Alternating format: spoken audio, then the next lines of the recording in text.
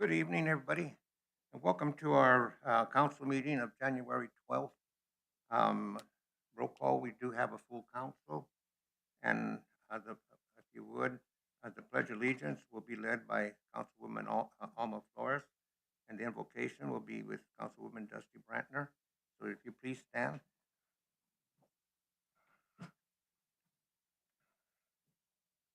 I pledge Allegiance to the flag of the United States of America and to the republic for which it stands, one nation, under God, indivisible, with liberty and justice for all.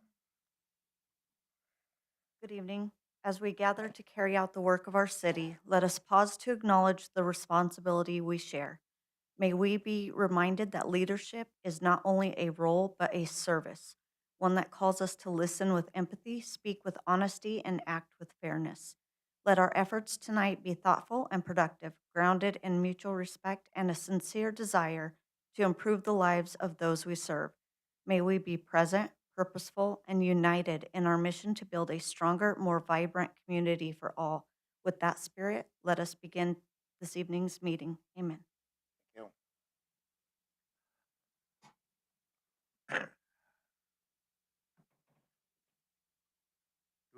any comments on the agenda items? Non-agenda items?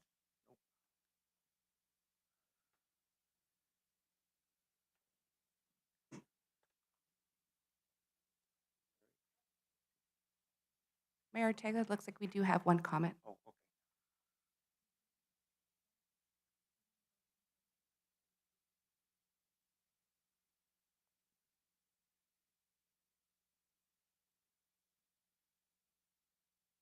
She's just going to put her stuff down.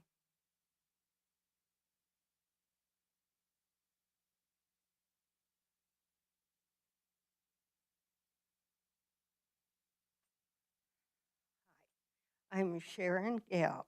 I have two apartment complexes. One of them is on 20, both of them are on 20. One is a one bedroom, the other are two bedrooms. There's four two bedrooms, four one bedrooms. And I got a fee this month that I was really surprised about. And I really think that it would be wise to think about grandfathering in certain complexes. When my dad and his brother built the apartments, they had a moratorium on how many water meters you could put on. And at that time, they put in one. I don't like the situation, but there is no way I can take the structures with the age they have on them and redo the plumbing. But I was a little surprised that they didn't grandfather those meters in because I got a $45 charge on each one of them without any increase in water usage. So I'm not going to raise a fuss, but I think it's time that when something has the age on it, I've had them for 30 years, and there's never been a change in the usage. I mean, there is sometimes, but normally, I was surprised that they would assess those meters the way they did because of the age and the number of years that I have had them. So before they just blanket charge meters that have more than one complex on them, I do think they need to see if they can grandfather those in. But anyway, it's not exactly a complaint. It's a bid to maybe reevaluate apartments that have some age on them. Anyway, I appreciate the chance to express my view. Thank you. Thank you.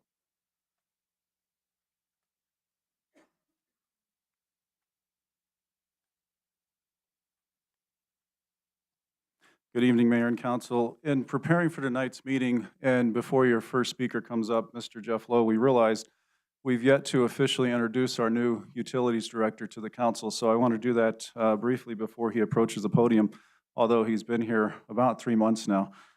Jeff Lowe is our current Utilities Director with over 25 years of experience in municipal government. He holds a bachelor's in hydrology from the University of Arizona and a master's in environmental engineering from Johns Hopkins University.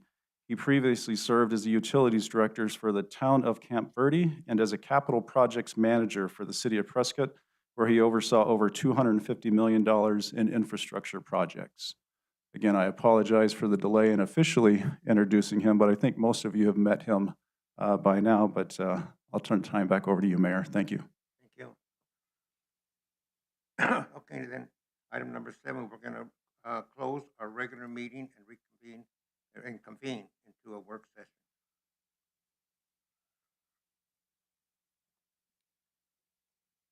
We're going to go in.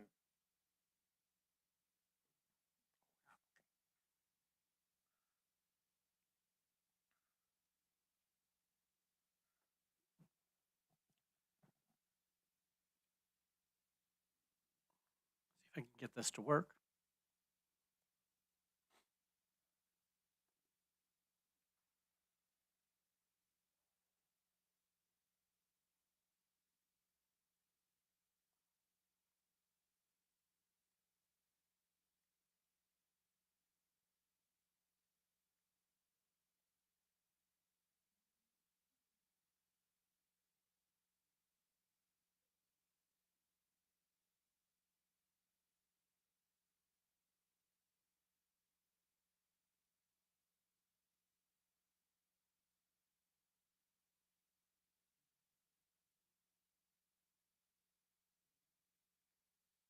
Work session is going to be on city on-call, professional services, and job order contracts.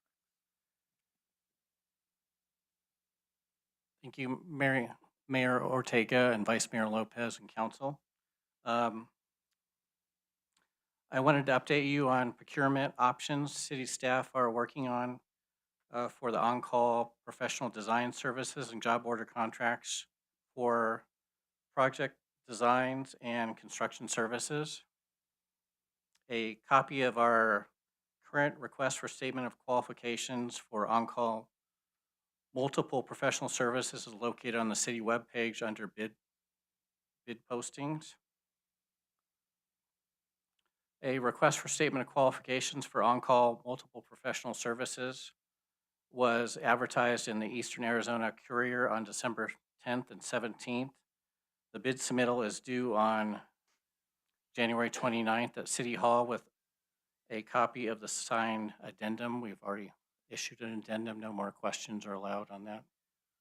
The professional service categories include archaeology, architectural design, drainage, stormwater, electrical design and SCADA, electrical facilities design, engineering plan review, foundation structural design, geotechnical services, inspection services, landscape architectural services, public relations, subservice utility engineering, surveying, transportation, traffic engineering, treatment systems, water and wastewater systems, hydrological engineering, and photometric analysis light design.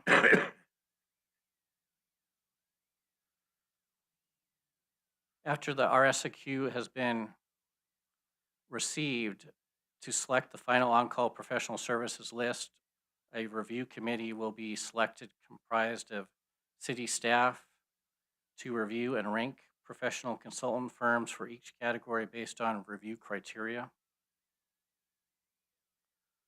City staff will review and determine a list of 2 to 4 professional service consultants for each category to create the professional service on-call list.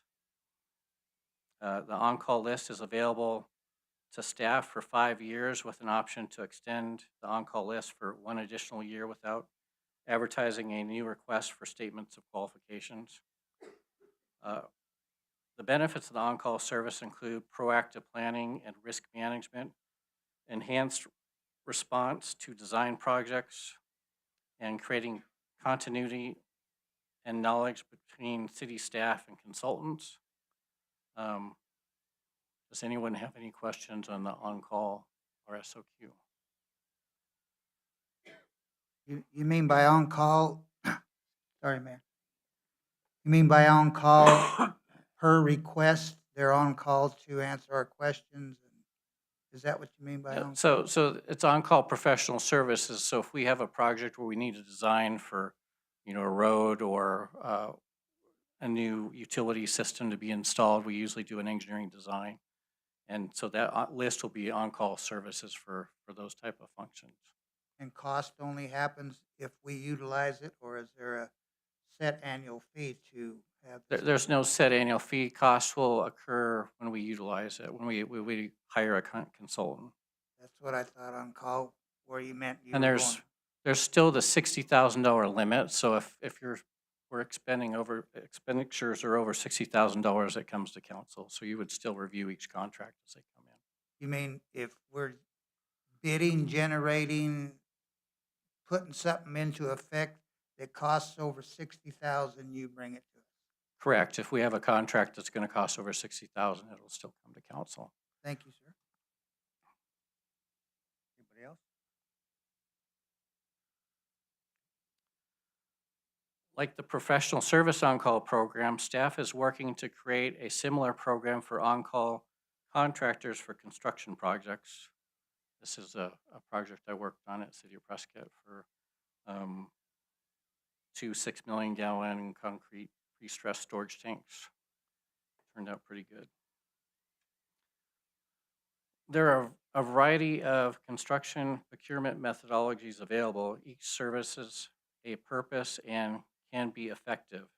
Currently, the city is utilizing in-house staff and design, bid, build, contract procurement methodologies. Job order contract is an alternative method to procure construction. It is not meant to replace any of the other methods. It is intended as an alternative delivery method for projects that align with unique properties of job order contracting.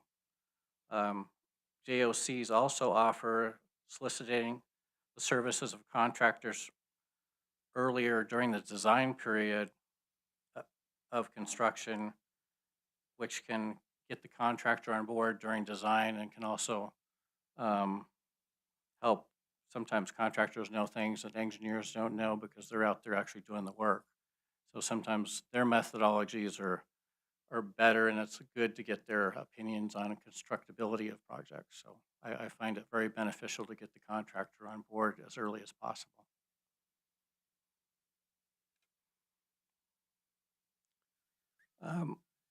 Job order contracts allow multiple projects to be completed through a single contract during a fixed period. A JOC contract is a competitive bid umbrella contract that provides the city with a contractor that performs a series of individual construction projects at different locations and at different times at a fixed unit price. All project tasks are based on preset prices. This enables projects to start faster and for project owners and awarded contractors to become long-term partners, resulting in high quality and a better experience. JOC's primary value is that they save time and money, provides project cost transparency and adaptability. And it's important to note that the JOC is a supplemental tool, not a replacement to other preferred methods of construction procurement. Here are some benefits of a JOC. Simplifies the procurement process, faster response time, so work begins in days and weeks versus months. Improves the quality of work. Preset pricing eliminates negotiations. Increase local subcontractor participation. Full transparency process, save time and money, and reduce change orders. City staff has been working with Gordian, a company that currently manages Arizona Department of Administration job order contracts. Uh, Projects, typically those projects are capped at $2 million and not above. City staff is working with Gordian on utilizing existing state contracts to bid out the airport water main extension project, the wastewater treatment plant septic hauling station, and the Carrasco well treatment project for electrical construction. The overall future goal will be to work with Gordian to create a specific City of Safford on-call contract program. Traditional procurement cycles typically take months and complete and require a significant amount of administration and technical resources. Job order contracts reduce this time significantly. A recent study found that JOC projects owners report a 65% reduction in overall service deliveries compared to traditional project methodologies. And you might ask why we want to use Gordian. Gordian has been, since city staff hasn't had a lot of experience in job order contracts, Gordian has decades of experience in job order contracts, so they can educate us on using those systems. Gordian manages the procurement process, and Gordian reviews all the bids.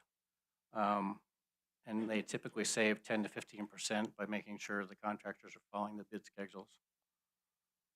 Gordian does not charge a fee setup for your JOC program, and Gordian also does not collect a fee on a project that does not move forward without a city-approved contract.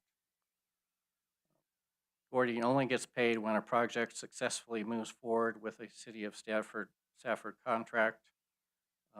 Gordian is paid through an issue contract at 5 to 6% of the value of the contract if it's issued. I have a question. Yeah. Is that 5 to 6%, would it stay the same for the entire 5 to 6 years, the contract, or It would, but will there be? they do a cost catalog, Mhm. and that's going to change annually, the cost catalog. So they're going to work with the contractors on what their cost should be. Speaking of that, to bid projects, JOCs utilize a predetermined construction pricing catalog with an overall adjustment factor applied. In an effort to apply an adjustment factor, a contractor is saying, this is how much I need to be paid for these tasks to turn profitable. Look at it as the contractor's overhead, profit, and reimbursables for the project. These are normally charges by a contractor using any procurement method, but with the JOC, they are locked in, which benefits the city. It is anticipated that local contractors without significant travel expenses will have a lower adjustment factor. So I think there's kind of a favoritism to local contractors on these JOCs. The city can issue 3 through 5 year on-call JOC programs comprised of 5 different general contractors for various categories: horizontal construction for utilities and road projects, vertical construction for building and other specialty construction projects for electrical substations or airport improvements or other projects. To close on the presentation, on-call professional service contracts and job order contracts can also be utilized by our neighboring government agencies. Graham County, Town of Pima, Town of Thatcher, and local public school districts can utilize these and piggyback off our contracts. I also have Jim and Joe from Gordian are online if anybody has any specific questions to Gordian or any questions for me. So Gordian would work like basically the contractor, right? They're gonna make sure that everyone stays on board. You're not overbilling, you're not So getting behind. they review, well, they help us bid out the project to begin with, and they review the catalog to set up the program, but they also review all the bids with us to make sure it's accurate. Just to make sure I understand, um, so once this on-call list is created, if you choose to use someone from that list, there would be no bid process for that project then, is that That's- correct? That's correct. Okay. So that, that month-plus long process is eliminated. But any project that is over 60 would still come, everything over 60 would still come to council for Correct. approval? And you guys would be looking at capital projects with the budget as well. Jeff, this is Bill Sims. There is bidding. I mean, the procurement occurs at the front end with the consultant. And they go out and canvas and in effect, get proposals. They then submit them to you and you get to evaluate. So there is bidding, but it's done at the front end. Jock contracts were created at the same time when all these other, the one slide that Joe had that Jeff had showed all the different options like CM at risk, design build, design bid build. Jock is one that was really meant for like schools to buy HVACs and put them on the shelf. Now, what Granger has done is they've given you the ability to, if that's how you pronounce their name, is that Jeff? What is the name of It's the? Gordian. Gordian. Gordian. Okay, Gordian. Sorry. They then will do the procurement for you, but they will not implement the contract. You're doing the contract.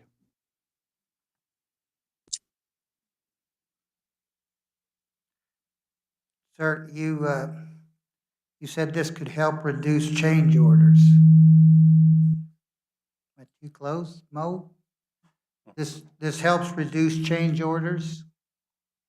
It can, because if you get, like I said, if you get a contractor on board early and they can comment on those plans at 30, 60, 90, 100, they can say, hey, it's not constructible like that.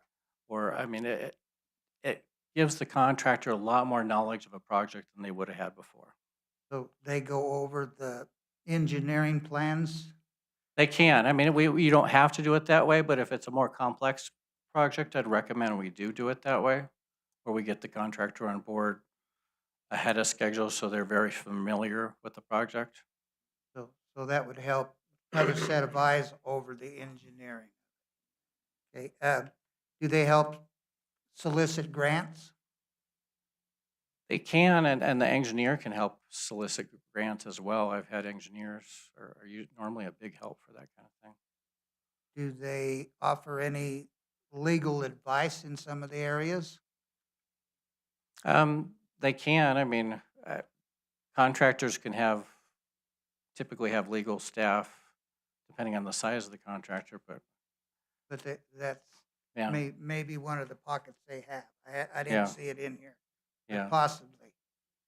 Okay, you said that the other towns, Thatcher, Pima, for example, could piggyback on some of this. I'm not sure what you mean on that. If we have a joint development like the Riverwalk or something where that's all together, is that what you mean can come into play? No, they can actually utilize as long as we bid it correctly at this stage, they can actually use our job order contract they can use our contractors and solicit through our contract. Same thing with the on-call contract, the design professionals. As long as we bid it in such a way that other jurisdictions can utilize, and I forget where it is in there, but it allows all the other government entities in the area to utilize our contract. Even in the state, they could. The term is called So cooperative contracting. You've worked with this particular company in the past, and then you had some references on other Yavapai and some other people that have done it. So you have worked with them. I have worked with Gordian before. And I have done, on-call professional service contracts before and job order contracts with and without Gordian. Because we have a contractor now, engineering firm now, and sometimes it seems like if they're not doing the mines thing, they'll fit us in somehow. And so sometimes that seems to put us behind, kinda. I'm hoping this will, put us in front of some of our questions. And this will give us a list of about 5 professionals per category that we can solicit. So if one's not performing well, we can go to the other 3 or 4. And they seem to have some expertise in all fields of utility, and you even mentioned the airport, for example, Yep. wastewater, so. That's all I have right now, Mayor. Good. Anybody else? Yep. Thank you.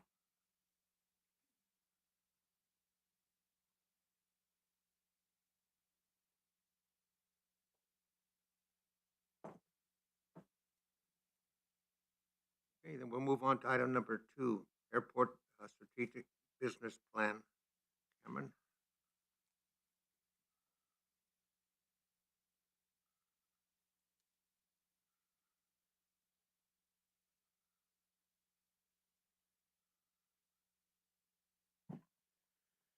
Good evening, Mayor and Council. This is a request for Mayor and Council to hold a work session to discuss the draft Safford Regional Airport Strategic Business Plan. Over the last 4 years, staff has made significant progress in developing the airport in an effort to make the airport self-sustaining while also making the airport an engine for economic growth in the region.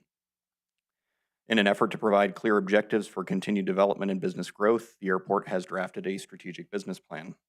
This plan utilized a study of the existing structure and businesses at the airport, along with market analysis, peer airport interviews, and industry standard practices to develop a guiding document that will be utilized over the next 5 to 10 years as the airport continues to grow. This plan ensures that the city has a solid plan as it looks to invest in its airport, with high priority markets that will provide a solid return on the city's investment through airport revenue, new jobs, and sales tax. Staff is seeking input from Mayor and Council regarding the drafted airport strategic business plan, which we'll be presenting now. And I would like to introduce Mr. Rick Crossman, who is here with me. Rick is a former airport manager at several different airports, and he was key in helping us put this together. So with that.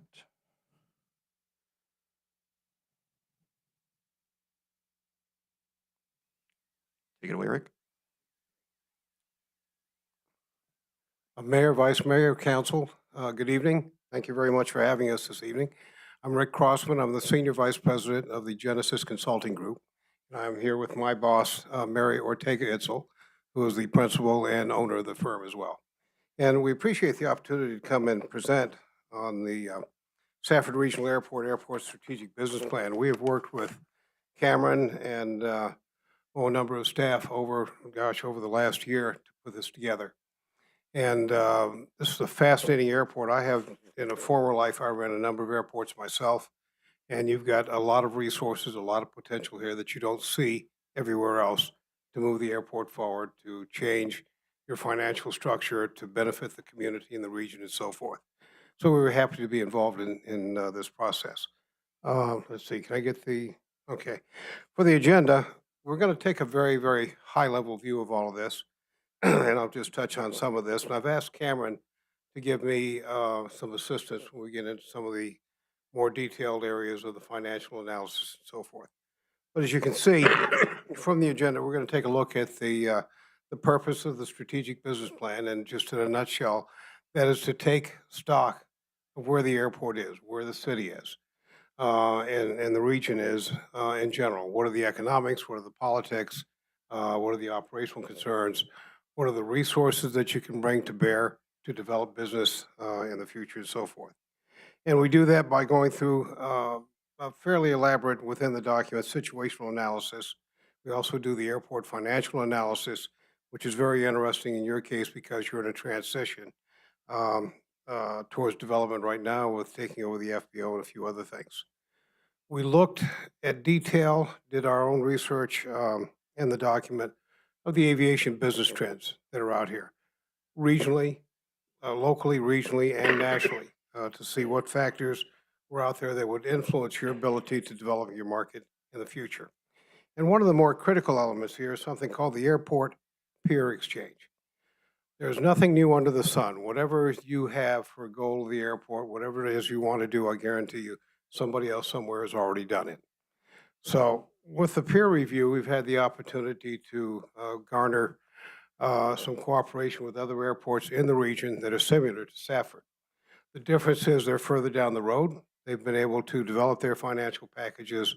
They've been able to develop their development programs and so forth, and have been successful at it. They all operate in the black that we're looking at, and they have garnered the secret of successful operation, if you will. So we have gone through as part of this process and asked them to share some of their secrets, what's worked for them. And from what's worked for them, we can take a look at what might be implementable here at Safford.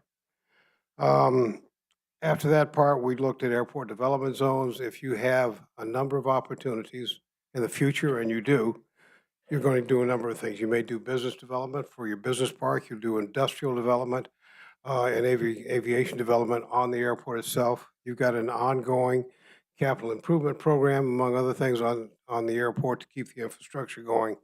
And it's very important to zone the airport and its operations and its business development efforts so they don't bump into each other, so they don't interfere with each other, and above all else, they don't interfere with the safe and effective operation and growth of your airport. You'd be surprised at how many times that goes awry, and airports find themselves limited.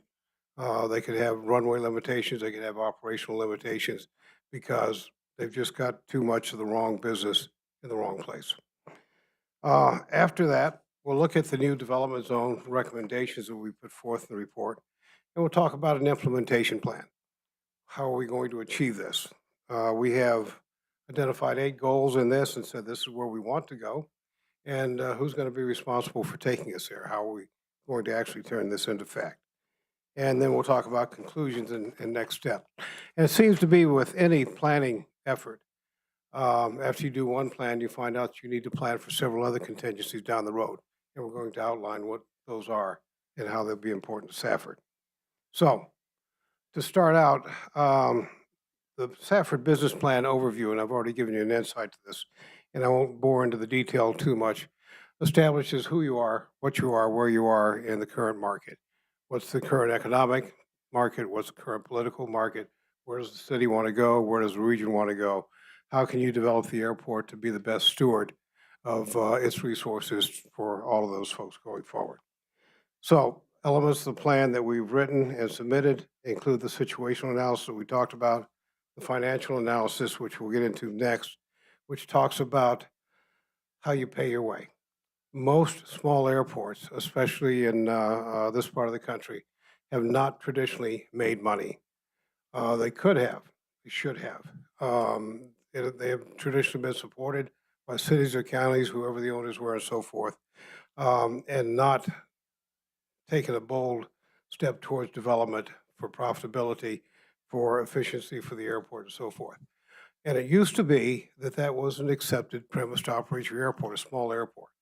It was thought that they're a small airport, they're not expected to make money, the city will just pony up the money from the general fund and pay their way.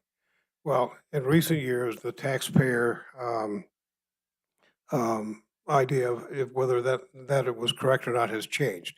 And people are scrutinizing government more and more about where the tax dollars are spent. Are they being spent effectively? Should they be subsidizing entities that are not making money? And is that the best move for the general public that they are serving? So whenever possible, the Federal Aviation Administration, through its assurances clause, says that it is a responsibility of the airport and its sponsor, in this case the city, to be as profitable as possible. Take a look at your resources, take a look at your opportunities, and to develop the airport, if you can't run it in the black, run it as close to the black as possible, and still maintain its effectiveness and its service to the community. So with all of this, we're looking at what your future development scenarios might be. There's a lot of opportunities out there. If you could say we're open for business, we want all the businesses that will come that we can fit in the airport to show up, and we'll put you out here. That is not your most effective approach. What you want are the businesses that will make the highest and best use of your property, of your land, of the opportunities and resources you have in the airport. That translates somewhat into where are the best efficiencies going to be for the airport and where's the most money. You know, you can make money on an airport generally with any number of businesses. Where's the most money that will satisfy the airport's mission, in this case, the city's mission and vision for the airport? And can you accommodate them? Do you have the resources on site to do that? So we've taken a look at what is available. We've garnered information for the peer reviews, which we'll go over in more detail. And we've drawn a development map that says, this is where we think your businesses need to go. This is the type of business we think you need to attract. And this is how you'll keep them from bumping into each other and assure the effectiveness of your airport going forward. In addition to that, we've gone into the implementation plan and made recommendations for who does that and actually get those done. Now, the graphic on the screen in front of you is kind of a quick and dirty representation of how the strategic business plan process works. The city has a mission and vision, and the airport has a mission and vision statements. So we have an idea of where you want to go with the airport. We've developed strategic initiatives, ideas for plans for development or properties or financial changes and so forth. We've established a series of goals and priorities for the airport to get there. There are 8 of them, and we'll go over them. And we've established a peer review process to find out, since there's nothing new under the sun, are there ideas out there from people who have already done it, people who have already been successful, that we can utilize and integrate into our development program at Safford. And the next part over the SAD strategic plan process, Safford strategic plan process, is list what we were just talking about, situational analysis all the way through to implementation. And that ends up giving you an airport development map and the report that we've written for the airport of the city.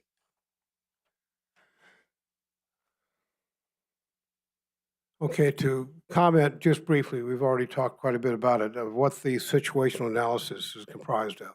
We want to know what the situation on the ground is. You've got a great airport. You've got businesses and hangars, you've got land leases, you've got aviation businesses, you've got a new terminal going in. There's all types of stuff out here, in addition to the fact that you have a large amount of developable land and an airport business park, basically that's open for business and is growing now. So we took a look at what the overall situation was like. What's the economy like? Not only in the city, but the region. Is it growing? Is it going backwards? What are the economic drivers? You've got a major mining interest here, obviously. That's one of the economic drivers. You have several others that we've looked at. We looked at where the employment emphasis was, where the business centers were, and looked at where they're going. Are they growing? Are they backing down? You know, whatever's happening there. We also looked at the guiding documents. This is not your first rodeo, as they say. The airport already has a number of guiding documents, and by that I mean you have rules and regulations, you have operating standards, you have rates and charges to make sure that the fees charged for various operations of the airport are congruent with each other, that meet fair market value and so forth. And we looked at what your operations were like. All right, I started out of this business in airport operations. We know how everything works, from airlines to aircrafts to hangars to the facilities, the runways, and so forth. So we took a look at your situation to see if they were efficient, if there were places where improvements could be made, if there are places where there was more financial gains to be made by utilizing it in your development scenarios and so forth. And from that, we gain some insight into the financial positions and projections. You've got, and I'm going to ask Cameron to come back up here in just a second. You've got a situation where, as most small airports did, you weren't operating in the black. That doesn't mean you were being ineffective. It means that you were following the commonly accepted standards, fee structures, and so forth of the day. But now the airport is reorganizing a little bit. You recently took over the fixed-based operator. And I can tell you a lot of people, depending on who you're listening to, will look at you and say, no, we don't need to be in the FBO. We don't need to be in the fuel business. That's only for private enterprise. They're the only ones who know how to do that. Not so. I took 3 airports from bankruptcy back to working in the black, and we did it with the FBO. That is the major cash center of most airport operations. and let's say diversify into some other things, which we're also going to recommend that you do. So if I look at your airport financials today, right now, expense-wise, on an annual basis, and these are general projections, it looks like you're spending, or the airport's spending $1,272,000 in round numbers in direct expenses, and have other local match expenses for grants and some other developments of $253,250. Your revenue side, the airport makes $101,168,000 in revenue, and we'll show you in the next slide how that is broken down. And from the city general fund and other internal sources of the city, they get another $362,677. The budget balances $1,525,832 is a balanced budget, but the airport is not breaking even because they still need that subsidy. They still need the other revenues from the city to balance that budget. That being said, they've made tremendous strides in the last few years, especially with the entry of the new FBO business, and it looks like that could do nothing but get better and grow.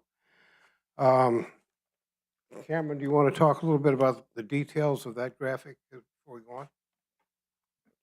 And Mayor and Council, I do want to make clear, so the budget projections that we have for you are based on a 2026 budget. Obviously, this year there were some changes. Obviously, we took over the FBO right prior to the start of the current FY. So some of those numbers have changed. We've seen actually that our expenses have decreased slightly, so we've been able to make some operational efficiencies there. So what we've really done here is, as you can see, a vast majority of our revenue is going to be from the FBO. Of that, about $230,000 is pure profit. The remainder are expenses. Obviously, we're purchasing fuel for resale. We have to pay for that fuel. We lease trucks, things of that nature. The rest of it is coming from a diverse source of other funding sources. And really, long-term, our goal is to increase all of these funding sources so that we don't truly put all of our eggs in one basket. That's what you'll see is some of the recommendations in the business plan create new funding sources. One of those that you'll hear about tonight is aircraft storage.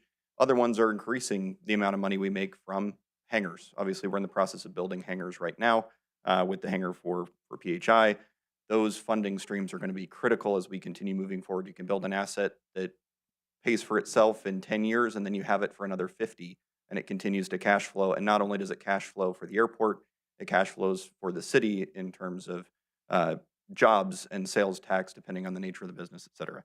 So you'll see here, everything that the airport does is now under the airport, including the air show, because obviously the air show is one of the more expensive events that the city puts on. However, it tends to either pay for itself or come very close to paying for itself. Sometimes the city pays a slight amount. This year was about $5,000 after we ran all the numbers. But the business park is continuing to grow. The more ground leases we can do in the business park, the more hangars we can build, the more land leases we can do. All of those revenue streams are going to increase. Now, I will say there are going to be expenses that may come up that kind of increase the subsidy. You may need a new person to come on board as everything gets busier before the revenues catch up. Things like that will happen. However, at this point, when you consider the overall budget, the total airport budget, we're about 96% self-sufficient. Now, obviously, a large portion of that is because we receive millions of dollars a year in FAA grants that funds our capital projects. Obviously, only about $250,000 of our capital program is funded by the city, either through airport revenues or general fund revenues at this point. So, yeah, move on. Thank you, sir. So, as I was saying, everything appears to be headed in the right direction. Even though the airport is not yet self-sustaining, quite frankly, another year or two in the business as they go forward. If new development can come forward that involve new hangars, new tenants, new airlines, certainly, that buy fuel or lease property, I think you will get to the break-even point fairly quickly. Again, a fairly rare thing among small airports. But this one has got the structure and is being developed properly so that is very, very achievable here shortly. So right now, pretty much as Cameron said, you're restructuring your financial abilities at the airport. We're looking for new businesses to add to revenue. The airport's eventual success is going to be tied to its ability to develop those new businesses, to develop new revenues. to keep the money coming in, because the airport can't simply develop new business and get more cash and say, we're good, we're even. No, you're going to have to continue to develop the infrastructure of the airport, the services it provides, and that too will cost. But as you go forward, the expenses should lag behind the revenues and put you in a break-even or better situation here very shortly. So let's look at what the airport has to work with. We looked at the aviation business trends. What's out there? What can you do on an airport? You can build hangars and house aircraft. You can sell fuel. You can charge fees for flight schools or aviation businesses and so forth. If you have some large industrial tracts of land to develop, and you do, you can bring those to bear. And when you look at that type of development, because most of the empty tracts of land don't have utilities or anything to them now, and depending on what you choose to put there in the future, it may need utilities, or it may need other infrastructure, or it may not. You need to take a look at what the highest and best use of that land is. Same thing for your industrial park. For your business park. So we've taken a look at that and tried to make a list of the resources. You have enough land on this airport to do pretty much what you want, both on airport for aviation-related businesses and also off airport in the business park property. They can supply any number of support businesses. Okay, next slide. This is what you have today. The red lines are the on-airport property that can be developed for anything from aircraft storage to MROs, maintenance, repair operations, and so forth. And the green is your current business park, part of which is already under development and seems to be going quite nicely. You can actually expand your business park if you look at the existing graphic, 3 or 4 times bigger than it is now, even when you fill up all of those lots. So this is a tremendous asset. Let's go to the next slide. So we need some good advice. We need some information to steer us along to where we want to go. So we got to the Peer Exchange Program. And what we're trying to do is get some shared lessons, trying to get some information from airports like Safford that have been successful. And their budgets are in the black, and we wanted them to tell us how they got there. So we interviewed a number of stakeholders, people that volunteered to come and work with us and work with the airport staff. And we got the folks that you see on this list here. Ryan Reeves, who's a well-known airport manager from Chandler Municipal Airport currently. Doug Breckenridge, who's the airport general manager of Kingman. Jim Petty, the airport manager of Pinell County Airports, and Bobby Thompson, who's the director of the Roswell Air Center. Now, all of these airports we've listed here have one thing in common, or a couple of things in common. They have long-term aircraft storage, and they have related MROs, maintenance repair facilities, that work on the aftermarket parts and the other things that are associated with that long-term storage. It translates into financial success. It makes a lot of money if you do it right and you're successful. You design it right from the ground up. And it has been responsible for putting each one of these airports represented here in the black, and not just by a small amount, way in the black. They rank among some of the most successful airports of their size. On the city side, we worked with the city manager and we worked with Cameron to get an idea of what the city was up against, what they thought they were doing right, what they thought they were doing wrong, things that could be improved, and so forth. From that, we went to this. This is how the peer exchange works. Basically, it's an information gathering exercise. We identified the panel of experts we just talked about. We developed a standardized questionnaire, so we asked everybody the same questions about their specific airport issues and activities, and conducted the interviews. And again, what we were after is, why are you successful? Why are you making money and we're not? What have you got that we don't have? Tell us what it is, and maybe we can go get some. And that's basically where we went. So we evaluated all of the answers they gave us and put all that information eventually into a big spreadsheet and came up with some priorities and goals from that. If we go to the next one, this is an example of what the spreadsheet looks like. And basically, it's just everybody's response. They were asked to take a look at their own shops, their own airports, and say, this is what's good about it, this is what is bad about it, this is what we would change in the future, This is where we make our money. They also looked at Safford Airport and said, from what we know of Safford, it is doing this.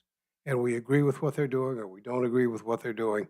And they kind of gave us some pointers for improvement. So we took all of that and correlated it down. I've stuck my pages together. There we go. And we came up with a number of things. All of the airports we interviewed were treated as economic engines rather than just a traditional air transportation mode. All too often, cities, towns, counties, whoever owns the airport says it's an airport. We land little airplanes out there, and that's about it. It's an airport. Airports everywhere are major economic engines, major influences to your local economy. And the more effectively they are used, the more money and the more service they supply to the local economy, the city and the surrounding communities. So these folks had the benefit of being treated as economic engines by their governing bodies, by the city or counties they work for. All of the airports we interviewed owned hangar facilities, large hangars, corporate facilities, box, T hangars. They had a diversified revenue base. And the more diversified your revenue base is, the more stable your financial picture is going to be always. And Safford already has much of that in place. You already own hangars. You've got a diversified revenue source, several of them, and you're working to make that even better. And here's the kicker. They had major aircraft maintenance and repair and overhaul facilities, so-called MROs. That covers everything from paint shops to engine overhaul to parts manufacturers or parts dealers and so forth. And they are partnered primarily with long-term aircraft storage. Most people in this country don't know what happens to an airplane when it gets old, or it goes to a boneyard somewhere. You've got a bunch of them in Arizona because the climate is perfect for it. They don't go there to die. They go there to get cut up in pieces and parts. There are aftermarket parts, markets all over the world that come there to utilize what you can produce in the boneyard, so-called. And also, the majority of the aircraft, especially the more recent ones, are refurbished. They surface again in Africa and South America, all over the world. They don't simply go to be scrapped.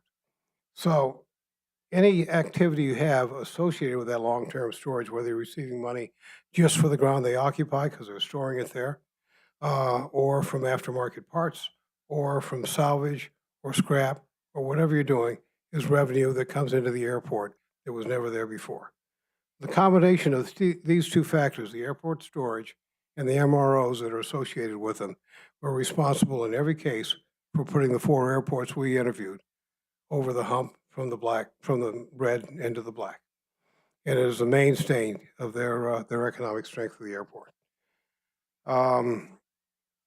There is a big market for aircraft storage, and people are actively looking all the time for new places they can open up. You have to be competitive, obviously, with existing operators, and there are many in the state, but they are one of several cash cows that airports can develop.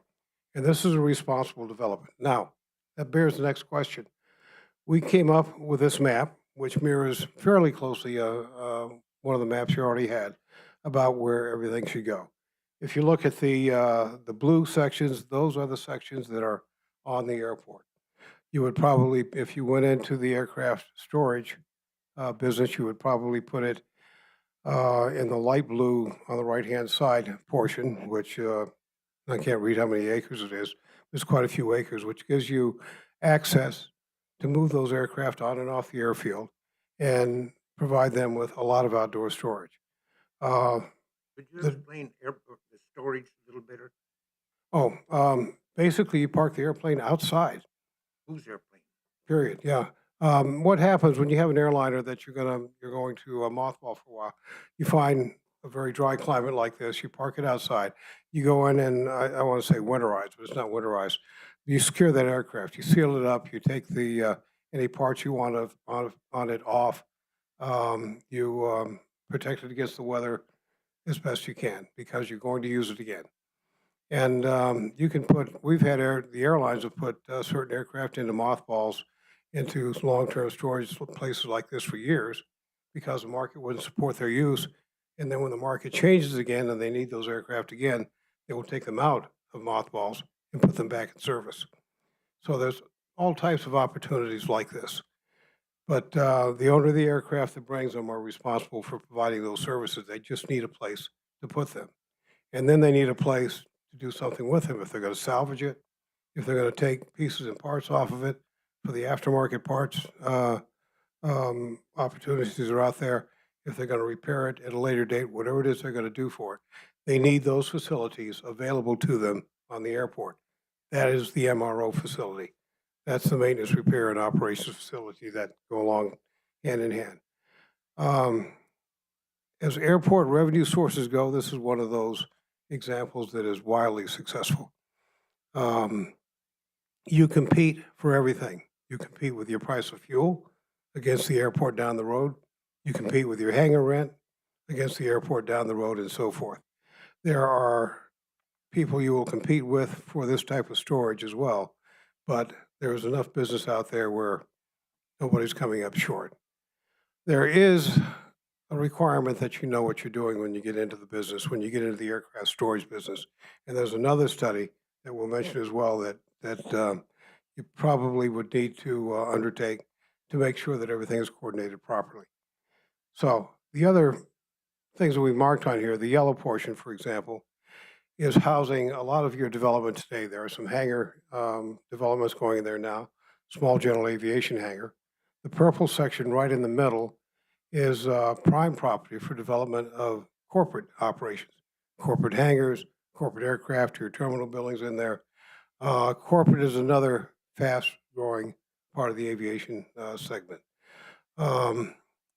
People like me always fly the airlines, but corporate executives are higher paid and in a much more viable property. More and more people are moving their executives, moving their staffs in corporate aircraft. And that's still a growing concern, and that's a major market that you'd want to tap as well. The green that you see is still an expansion of your business park. Business parks close to airports are always popular entities. They don't have to be on the airport. They don't have to have access to the runway, but they have access to that transportation center. They benefit from the fact that they're next door, basically. And if they don't have to have direct access to the apron, to the aircraft, they can support the aircraft that are based there or the aircraft that are stored in long-term storage or whatever the case may be. So you've got a large amount of attractiveness, if you will, to all of these developments. They're zoned the way they are to keep them out of each other's way. You don't want non-aviation entities mixing with aviation entities. You don't want anything to compromise the effectiveness of your airport and so forth. So we came up with this map, and there's a detailed explanation as to what goes where. And if this is the rule of thumb that's followed in the future, it's probably the most responsible approach to your development of new businesses that come knocking as to whether or not they're the highest and best use of your available property and where they should be put. All of that is well and good. Let's talk about the implementation plan. To get there, you need to do several things. The strategic airport business plan basically tells you where you are, who you are, and what some of the opportunities are. You need to be able to convey what's in that plan, not only within the city, but to the general public. A lot of the general public may or may not be in support of the airport or future growth. And the educational process needs to be put out there by conveying what's going on and what the benefit is to the local city and community. So one of the things we recommended here, one of the goals actually, is the development of a comprehensive marketing and public relations plan. Basically keeping people informed. It's a simple enough thing to do, involve the public. It helps the city, it helps the general area in their development areas, and garners the understanding of the public, which always makes things go smoothly under any circumstance. You also want to identify the future funding opportunities for infrastructure development. You've got a great airport. But if you're going to be doing a lot of larger airplanes, if you're going to be doing a lot more frequency of airplanes, you're going to need to strengthen the runway. You're going to need to strengthen the taxiway. You're going to need to upgrade your navigation lanes. You're going to have to continue to upgrade everything. In addition to that, if you want to develop new businesses in these parcels we've talked about, both on the industrial park and on the industrial segments in the airport itself, you're going to need infrastructure. You're going to need roadways, you're going to need utilities, water, you're going to need a lot of things that are not out there now. And of course, it all costs.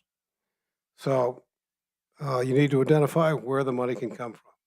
It can come from the city, it can come from the feds, it can come from the state, it can come from utilities, it can come from public-private partnerships. There's a whole litany of potential funding sources that we have included in the report that you should look at and decide what works best for the Safford Airport, what works best for the city of Safford.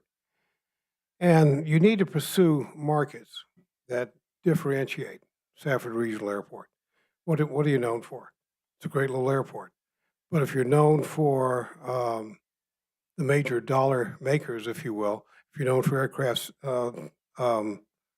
service opportunities, then you need to market that way. You know, we're a great place for long-term storage. We're a great place for heavy maintenance, major overhauls for aircraft, because we have all of these MROs here. We're a great place for responsible fuel pricing, because we get the best FBO in the region.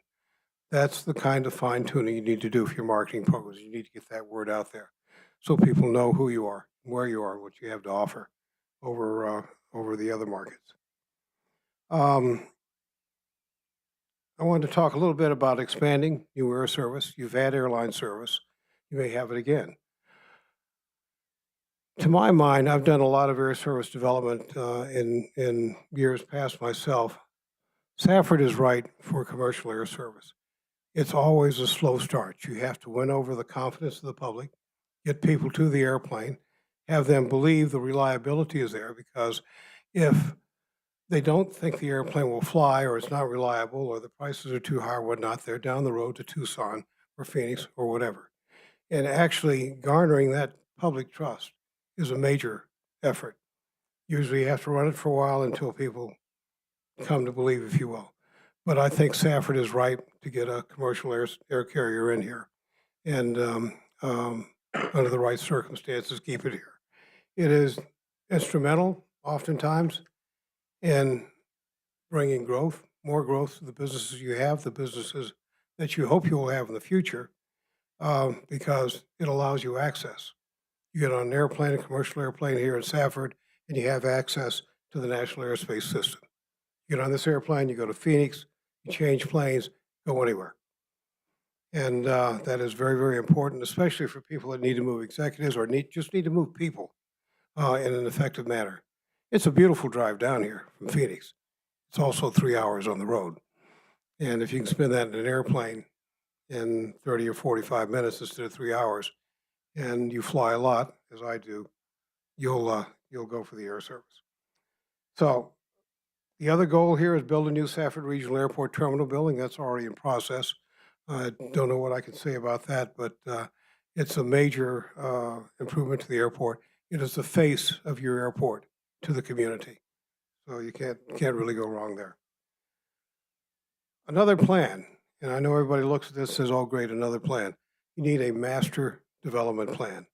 We've said you can do this with stored aircraft, you can do this with MROs, you can do this with hangars, you can do this with this, that, and the other thing. You need at least a general master development plan. This is right. We've got a zoning map that says we're going to put these types of operations here. This development plan will say this is where businesses will go. This is what the priorities are.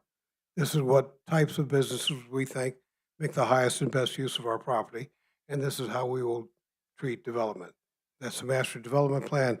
In short, it's a coordination plan between all of your future development.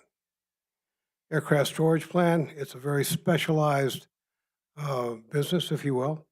There are organizations that do nothing but foster the development of aircraft storage, how you treat the aircraft, what businesses you need to support that business, those aircraft and so forth. There's a lot of lessons learned from an aircraft storage plan that can keep you from making any costly mistakes as you get into the business, as you develop your own. A lot of folks started out thinking, we'll just go park the airplane out there. It'll be fine. There is a great deal more to it than that. But, you know, given the return on investment, if you will, of a successful aircraft storage business, it's worth the effort to do the appropriate planning up front. And the last is the business and industrial park development. It almost speaks for itself. Most businesses want to be associated, well, near an airport. It makes access easier for their pieces and parts they may need to move and/or people. If they're supporting a business at the airport, obviously it's best to be right next door if you can. The airport is already an industrial area, and that makes it compatible for most new business or light industrial park developments that don't actually have to be on the airfield. And the fact that you can have this type of development right next to your airport, contributing to your airport revenue stream, is obviously a major bonus. So that kind of brings us to the conclusion and next steps. We have gone through each one of the goals, and in our document, given you an action plan for each one. Who's going to do what for whom? Who's going to take responsibility for taking each one of these goals and saying, here's an action plan. This is what we've got to do. This is who we have to write. This is what we have to bring to the public. This is the way we're going to make each one of these things happen. Because if you just put it out in general terms and say, well, the city would like to do this, no one will take specific responsibility for it. So we suggest that someone specific in each case be assigned to head up or execute these action plans, to make it happen, to follow it through. We've talked about the master development plan and so forth. The other major thing you need to do is continue developing the airport's infrastructure. If you get into aircraft storage and so forth, in a relatively few years, you'll see an influx in revenue. As I say, that's going to take its toll on your airport. The more landings you have, the more wear and tear you get on the runway, taxiways, apron areas, all of that. So you're going to need to continue to upgrade that and sculpture your ACIP, your capital improvement program, your airport capital improvement program accordingly, so that you're getting the best bang for your buck from the feds and from the state and anybody else that you garner money from, to keep your airfield able to execute its mission and accommodate all of these things that you're projecting for the future. And the last thing I would say here is the airport strategic business plan is a living document. Basically, what we've done is evaluate what's on the ground, what we think you need to do to go forward in the future, to make the airport profitable, to make it more effective, and so forth. Circumstances change daily in this business. If you take the airport strategic business plan and adopt it, do not just put it on the shelf. Don't let it gather dust somewhere. It's a living document, and it should be reviewed probably at least on an annual basis to see what's changed, to update it, and so forth, and keep it current, because this should be the base resource document to help guide your airport into the future. And looking at what resources you have brought to bear here in this airport, you've got a great future, and you should use this plan to the max. So, in closing, you guys have a vision statement for the airport. It says the Safford Regional Airport will be an Arizona premier general aviation airport. As an economic engine for the greater Safford region, our hallmarks will be sustainability, operational excellence, and superior customer satisfaction. You're well on your way to accomplishing that. That's the type of vision that you want. And the development program you adopt from here will go towards achieving that vision that the city has for the airport. And on my last page, I threw this in. You now have an airport strategic business plan in front of you. And a lot of people will say, finally, now we've got direction. No, you do have direction, but this is not the end. This is the beginning. You need to implement all of these things. You have a great many opportunities in front of you, and I believe that you should take advantage of them. If I can answer any questions, I'd be glad to.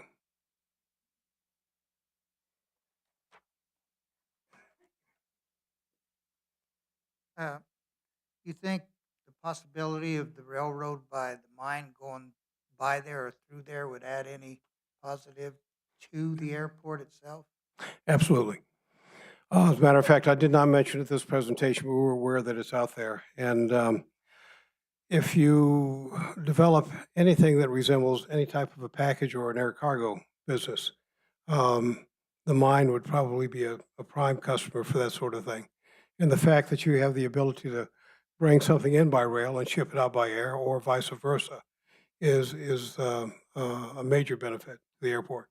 Yeah, if you can get that done, and getting rail lines bought in and operational can be a tough business. But if you can make that happen, it would be very, very beneficial to the economic development opportunities in the future. And you're saying that the FAA requires that the sponsor be as self-sufficient as possible in order to go forward or be close to self-sufficient. Yes, basically, that's part of the assurance clause, so-called, that the sponsor signs with every federal grant that they get.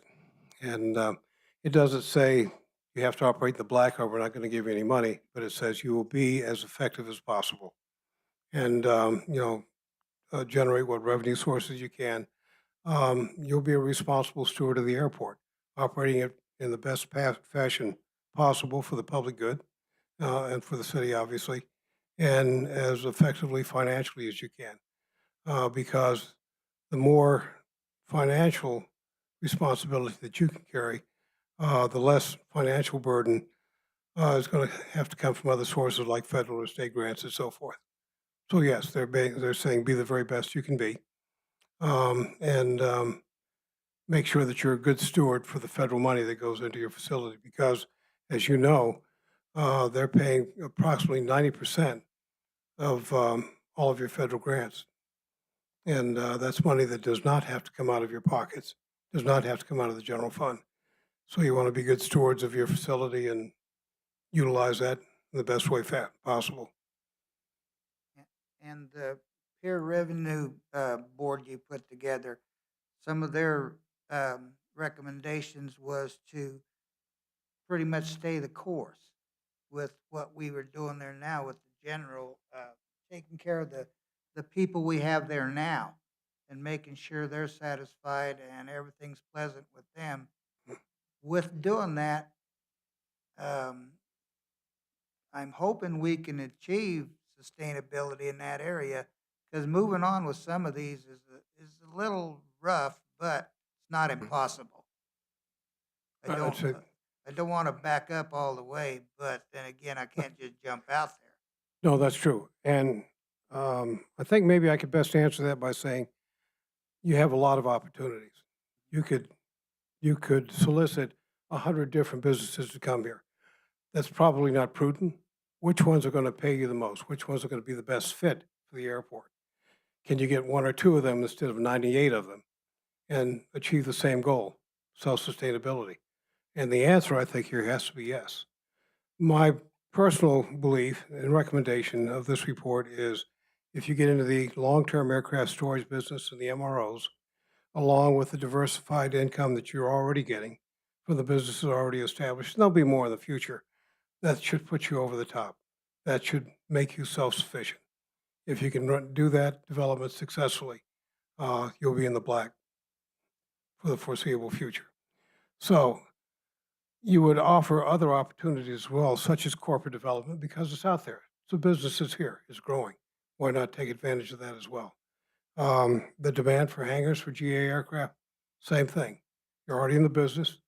If you provide that resource, more business will come and grow it even further. So take advantage of what you've got, obviously, but go after the low-hanging fruit. And if you've got some big opportunities like aircraft storage or MROs, that's the way to go. You have the setup for it. You have the resources and the land and so forth. You can accommodate it. That would be the low-hanging fruit that I would go after. You don't have a bunch of different targets. You have a couple of big ones that will achieve your goal. Yeah, I don't know if we only have to utilize the airport area for airport storage. would like to look into Dry Park across the road that we also own. Mhm. We have a lot of there, and it was given to us by the federal government. And I don't know if there would be a rule against us utilizing that, but we'll find out. Yep, yep, exactly. You want to add something, Cameron? Yeah. So, Vice Mayor Lopez, apologize, Mayor Ortega, Vice Mayor Lopez. So the Dry Lake Park area really isn't suitable due to the elevation change for anything airport related. And to be quite honest, it's not in a true floodplain, but obviously there's quite a bit of drainage that goes down there. So the airport is uniquely suited for storage, not just because of the environment, but because of the fact that we sit up on a mesa, very little standing water collects on the airport. We have a really good drainage system that was put in back in the 50s. So that's really key. Obviously, the one thing I will say is all airport land has to be used for airport purposes. The FAA does protect that.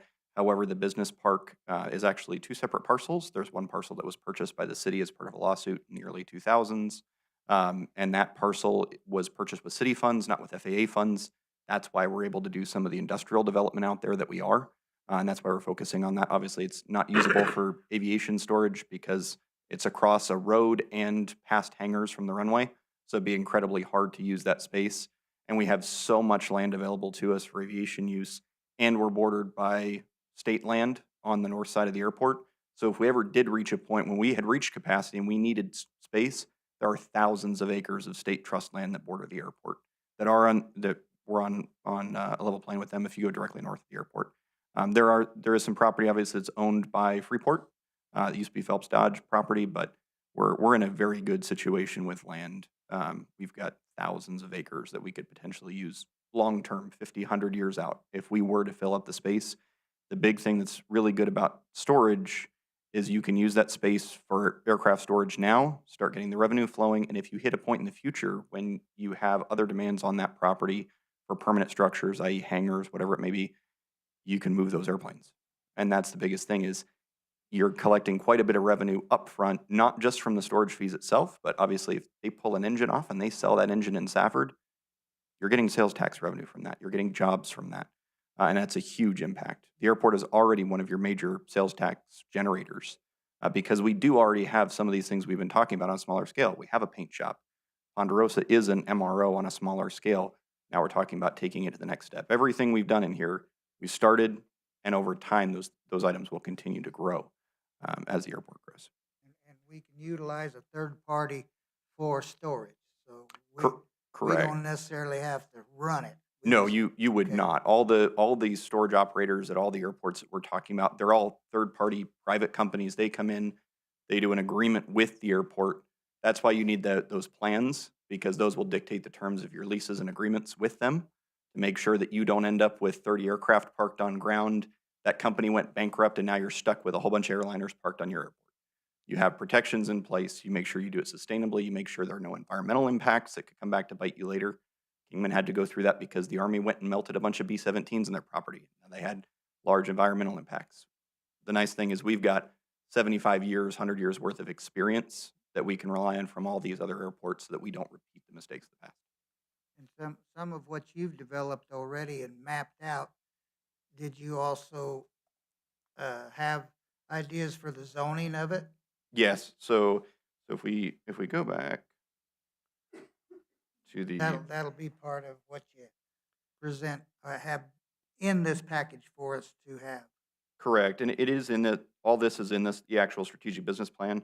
So if you notice the way we've got this divided up, the yellow area, we're in the process of already designing a layout for new hangars that are going over there. The FAA is funding that. The dark blue area, CA1, we've got that reserved for building hangars for large aircraft or, 737 airliner size aircraft. The purple area, we're talking large business jets. Yellow, we're talking for smaller stuff, smaller than, light jets and smaller. So really what we've done is tried to break up the area. CA3 and CA2 make the most sense for storage because they're across a road and a runway from all the utilities. So the cost to extend power and water and septic out there would be incredibly costly. You've got a wash right off the end of the one side, so you can't bring vehicle traffic around that way. So it makes the most sense, at least now, to use that. You've got other land that has some of the utility access, has road access. that makes the most sense to develop now because it's going to be your lowest cost to extend the infrastructure. Yeah, we have utilities that we can manage. That's all I have, sir. I think, the presentation, thanks a bunch. That airport is very important to us. We have to, as far as I'm concerned, we have to see it grow. Otherwise, we can't be left behind. We gotta be in the forefront. Anything agree. else? You still have more, sir? No, that's all for me. At this point, just before we move over, because I know the next item will be adoption, I do want to say thank you. I know this took some time, but really this is the culmination of the last 4 years. So what we've really done here is try to chart the path forward. We've done the work, we've put in the initial work at least, and now it's time to continue that and continue to push it forward. So we wanted to create this plan to really have a long-term vision for the airport. So I appreciate it. Thank you, sir. Thank you very much. Ladies and gentlemen, thank you very much. We appreciate it.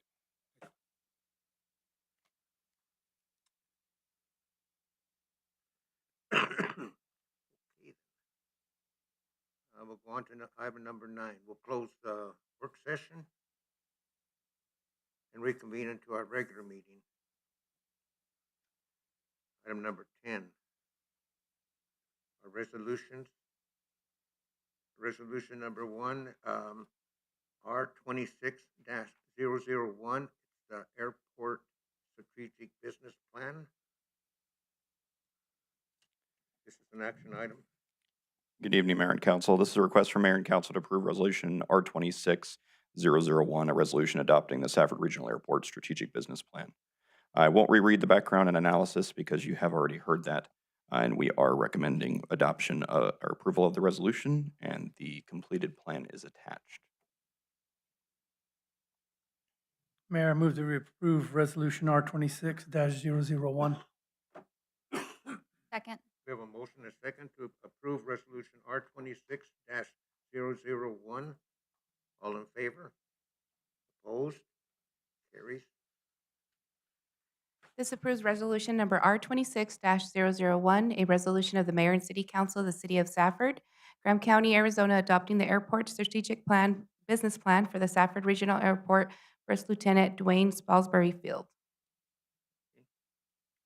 Then we'll move on to item number 2, Resolution R26-002, appointment to the Southwest Public Power Agency. Good evening, Mayor and Council. This is a request to appoint Mr. Jeffrey Lowe, Utilities Director, as the City of Safford's representative as a member of the Southwest Public Power Agency, otherwise known as SPA, Board of Directors. Additionally, to reappoint Megan Grebel, our electric attorney to serve as an alternate when necessary. The background: the City of Safford is a member of the Southwest Public Power Agency. SPA was formed to provide members with a mechanism to jointly manage and dispatch their power resources and pursue affordable power supply opportunities for the customers they serve.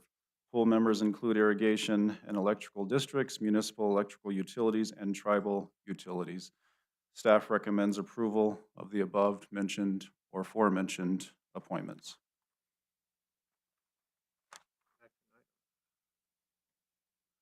Mayor, I move that we approve Resolution R26-002.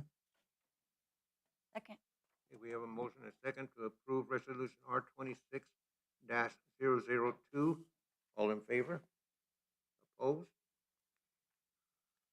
This approves Resolution number R26-002, a resolution of the Mayor and City Council of the City of Safford, Graham County, Arizona, appointing Jeffrey Lowe as the designated director and Megan Grebel as the alternative to said director for Southwest Public Power Agency Incorporated. We'll move on to resolution number R26-004, adopting the public participation plan for the Safford 2026 general plan update. Good evening, Mayor and Council. It is finally time. We've been talking about this for a year or so now. We are kicking off the public participation portion of our general plan update. Staff has been meeting and working on this since November. So all of the department heads and our development review committee have gone through their sections of the plans. We've met with the contractor, who is the same company who worked on our in-depth plan 10 years ago. And so all of staff has, department heads have looked through it. And this is a request for the mayor and council to discuss and approve, modify, or deny Resolution 26-004, adopting the public participation plan for the Safford 2026 general plan update. And I would like to note that these are our official, publicly noticed, press released meetings. These are not the end-all be-all of public participation. I've scheduled 2 hours of office hours for myself starting this Thursday, so that if anybody wants to come in, I have time that's free in my calendar. We can go through their individual concerns. As you know, the general plan is a very lengthy document, and someone may just be interested in recreation or housing or transportation, and they can come in and schedule that with me for a one-on-one meeting. I have my email in the staff report and on the screen right now. So it's jimbick@saffordaz.gov.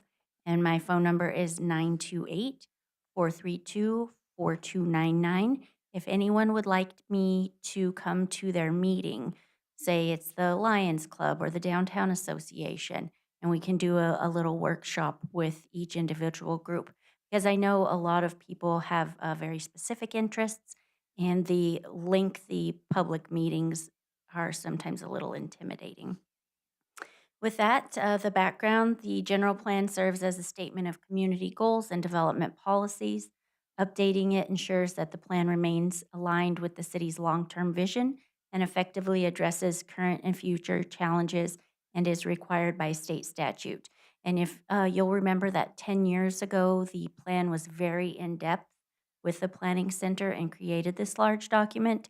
After staff reviewed it in the last year, we're still working on a lot that came out of that plan.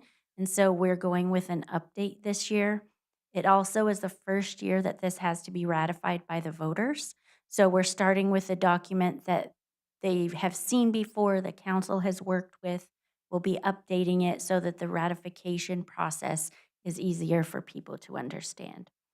It was adopted by Resolution 16-026 on November 28th of 2016. You'll know that is before COVID. People are a lot more familiar with online meetings now. We will have a completely online meeting the day after our Planning and Zoning Commission meeting. If people email me, I can also meet with them online. So that's another outlet that we didn't have in 2016.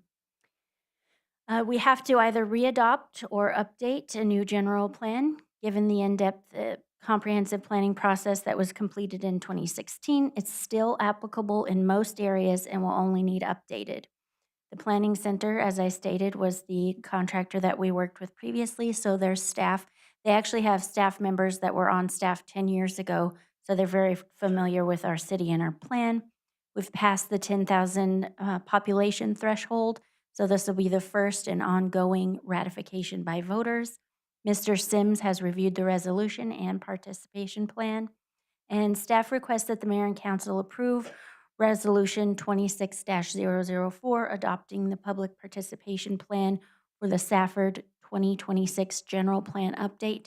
And please do know that these are the official publicly noticed meetings, but I am available during the entire process for one-on-one or meeting groups or anything like that. And starting tomorrow, once this is approved, we'll have flyers, press releases, and we've worked with the IT department to get this information on our website. With that, I will stand for questions.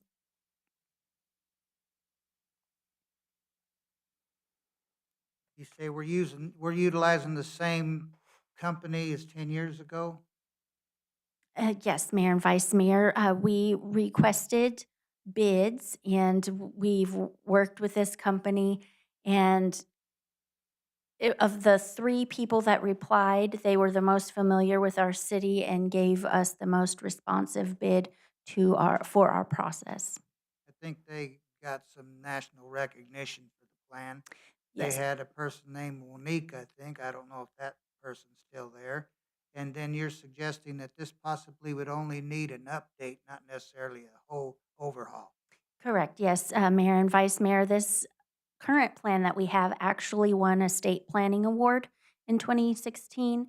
And so we don't want to scrap all of that work. We want to go through, see what's working, see what we need to update, see what we still need to focus on, and keep going forward. So probably in 2036, our population and the projects that we're currently working on will probably have moved forward enough to do another in-depth plan in 2036. Thank you.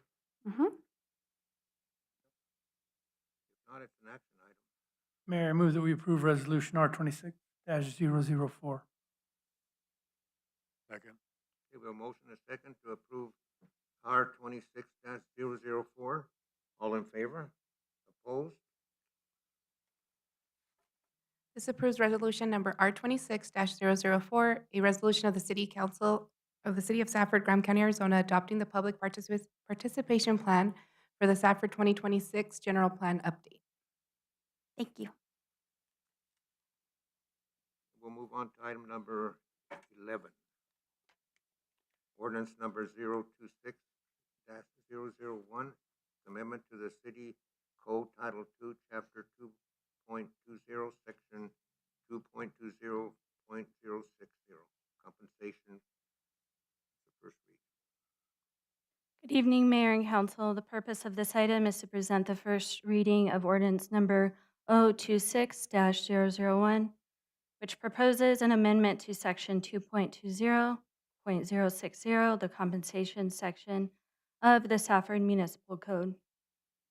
The current language in this section provides a fixed 6-month severance payment to the city manager in the event of involuntary removal from service, excluding willful misconduct. The proposed amendment removes the fixed time frame and instead allows the severance time frame to be determined by the city council and specified in the city manager's employment contract. This change provides greater flexibility with negotiated terms. Staff recommends approval of the first reading of ordinance 026-001, amending Title II, Chapter 2.20, Section 060, compensation to reflect recommended changes to the city manager's severance based on negotiated terms with council. With that, I will stand for questions.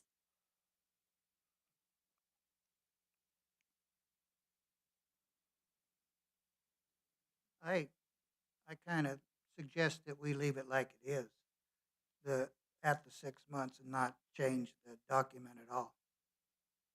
And let the first reading go and just leave it like it is. Mayor, Vice Mayor, I will say one thing. It's not very common for this to be in the city code at all. So it's strange that it's in the city code in the first place, so that's not common. It's also city manager contracts can kind of be all over the place when it comes to severances. I mean, I've seen 2 months, 3 months, 4 months, 6 months, 8 months, 9 months, 12 months. So it does lock you into the 6 months. So it limits your ability to negotiate with future city managers. So I was under the impression that didn't lock us into anything, that what was decided in the contract would be what took place. Otherwise, I think it would have came up and brought to our attention that this ordinance existed in the first place before we ever talked about it in the recent past. Mayor and Vice Mayor, this code and the 6-month severance was realized when terms were being negotiated for the former city manager. So that's why it's being brought to council's attention. You're more than welcome to keep it as is, but considering what was decided with the last negotiations, it was thought that maybe council might want that flexibility. You say it was realized it was there, but it was never mentioned to us during the negotiation. I don't recall the entire conversation, but, It was always the intention to bring this change to Mayor, council. I might suggest this is a completely different um, line of discussion for this agenda item. Maybe I'm wrong, but it seems like we're kind of veering off a little. Mr. Mayor, if I could jump in, you raise a very good point. That question regarding 6 versus 12 months will be Can't hear something you. we discuss in executive session. Having said that, I can tell you that it's not customary to actually put the severance in the code. Of all the cities I represent, only one has it in their code, and it's the 2-month level. And I can tell you 2 months is low. I can tell you that I'm seeing 6, 9, and 12 now. And I think the way this is written, okay, so I'm sorry. The way it was written, then you're going to be out of the ordinary at the 6 months when other cities and towns are granting much more than that. I think maybe we should have the E-session to discuss the question the Vice Mayor asked, and if need be, revisit this code after the E-session. But it'd be my recommendation as the city attorney that you remove this entire discussion from your ordinance entirely. There's no because there's no reason to limit your ability to enter into contracts with managers, but that's your call and not mine. Mayor, I prefer that flexibility as well. Having a work I'm saying session. Remove it. I approve of the first read of this ordinance and removing that section and just allowing us the flexibility to make those negotiations per contract. I'd just like to leave it in there as a reminder that we not ever bring a year's severance pay back to us. That at 6 months will be a reminder to us, because 6 months is pretty much, I think, what happens across the state.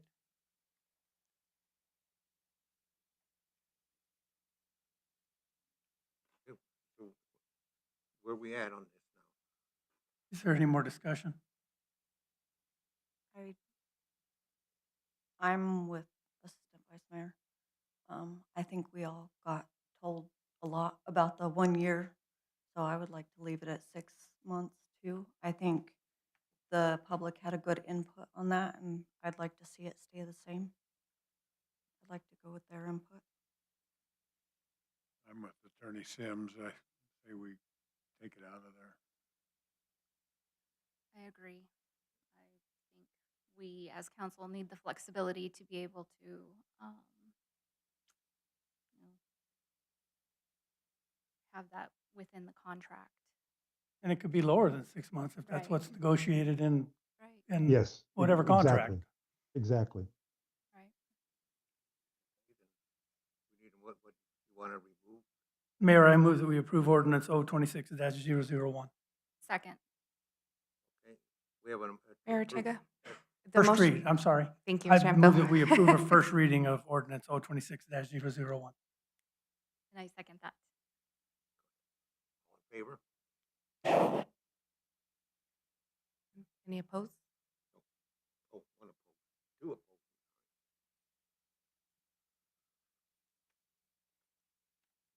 Okay, so that approves the first reading of ordinance number 026-001, an ordinance of the City of Safford, Graham County, Arizona, amending Title II, Chapter 2.20, Section 2.20.060, compensation of the Safford Municipal Code.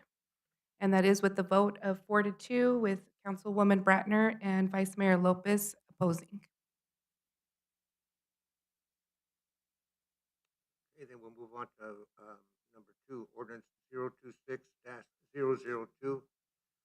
Amendment to the city code title 2, chapter 2.52, section 25205, fingerprinting, including volunteer fire departments and reserve officers.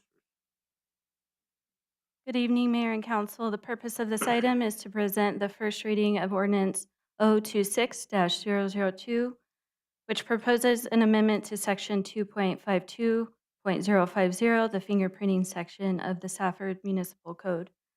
Current language in section 2.52.050 requires individuals hired for employment with this city to submit fingerprints for state and federal criminal background checks. However, the language does not explicitly reference volunteer firefighters and volunteer reserve officers, despite their involvement in public safety operations. To be authorized to submit fingerprints and receive criminal history information from AZDPS and the FBI, a municipality must have an ordinance, resolution, or policy that explicitly states the requirement for fingerprinting volunteers if they are to be included. Staff recommends approval of the first reading of Ordinance 026-002, amending Title II, Chapter 2.52, Section 050, fingerprinting. With that, I'll stand for questions.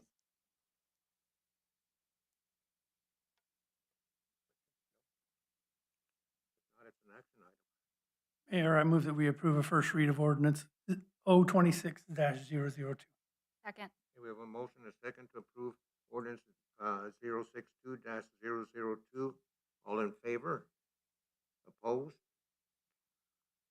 This approves the first reading of ordinance number 026-002, an ordinance of the City of Safford, Graham County, Arizona, amending Title II, Chapter 2.52, Section 2.52.050, fingerprinting.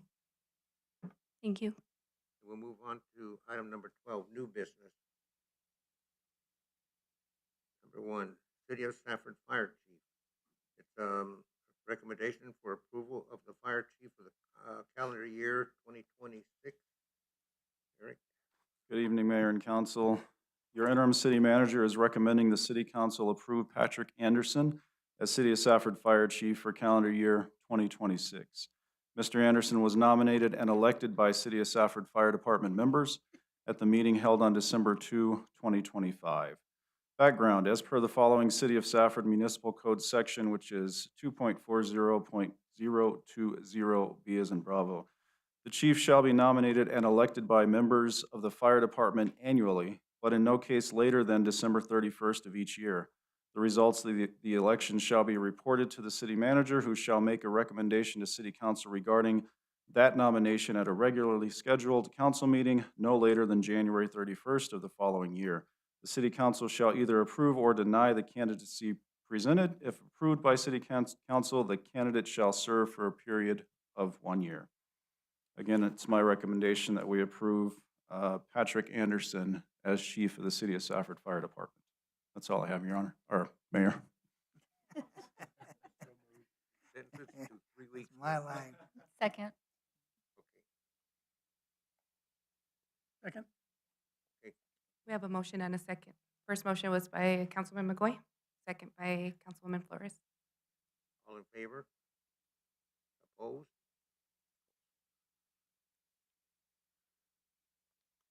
And we'll move on to item number 2. 2 base station replacements for AMI. Roy? Thank you, Mayor and Council. Bring my item up. All right. This is a request for Mayor and Council to approve the purchase of 2 base stations replacement for the advanced metering infrastructure.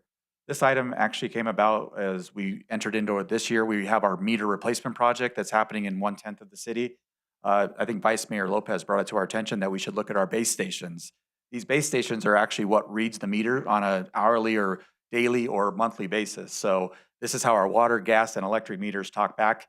We don't actually have meter readers that go out and read meters. We actually have these base stations. We don't go around in cars and read our meters. So without these base stations, we would have to manually read all 8,000 water meters if they went down, or whatever area they're covering. So as we call out our vendor, we have one specific vendor that can actually sell us census-related meter towers. They came out and evaluated our 4 base stations. We have one at Discovery Park, one at Thunderbird Water Tank, one at Quail Ridge, and one at the airport. As they looked at these 4 stations, 2 of the stations have antiquated or obsolete equipment. It still functions, it still works, it's still reading meters right now, but if one of those went down, we wouldn't be able to buy parts for it. So then we would have to manually read until we were able to acquire a new tower. So at this time, we'd like to proactively start replacing these 2 towers. One is an S70 model at Discovery Park Water Tank, and the other one is a Thunderbird, is a Metro model. Those 2 models are no longer available as far as parts. So this $88,848.20 with a 10% contingency will allow us to replace these 2 base stations and keep our system up and running and not have any downtime. At that time, I turn my item over to the mayor and council for their decision. How often will these towers need to be replaced? So once we purchase these two, how soon till the next two will possibly be needing replacement? Mayor Ortega, Councilmember Bratner, these lasted 10 years. So we believe the quality of the system that we buy will last 10 years. Again, it all comes down to the desert heat and the amount of usage that's going on at the towers. But we believe another 10 years on these new pieces of equipment, because we currently, the two other base stations that we don't need to replace are this type of equipment, and they've already lasted 10 years also. So we definitely can get 10 years, but again, to keep it in a proactive basis, I would recommend a 10-year replacement cycle for any towers that we buy going forward to make sure that we don't have any downtime or outages. You're putting them, you said you're putting them back in the same spot? Correct. Desert, Discovery Park, and Thunderbird. There isn't any added programs or anything where? just- Mayor Ortega, Vice Mayor Lopez, as we evaluated our system, we believe we have overlap from the towers that were pretty good. We don't need to add a fifth tower. We asked if that was a need. They said that we have plenty of overlap. We just need to make sure that the system that we have always has structural integrity and is always operating at its efficient capacity. So as long as we're replacing them every 10 years, we should be able to honor that. They can handle the growth we got going on. That's what they say. Okay, sir. Anybody else? If not, it's an action item. Mayor, I move that we approve 2 base station replacements for the advanced metering infrastructure. Second. Okay, we have a motion and a second to approve the 2 base station replacements. All in favor? Opposed? Thank you.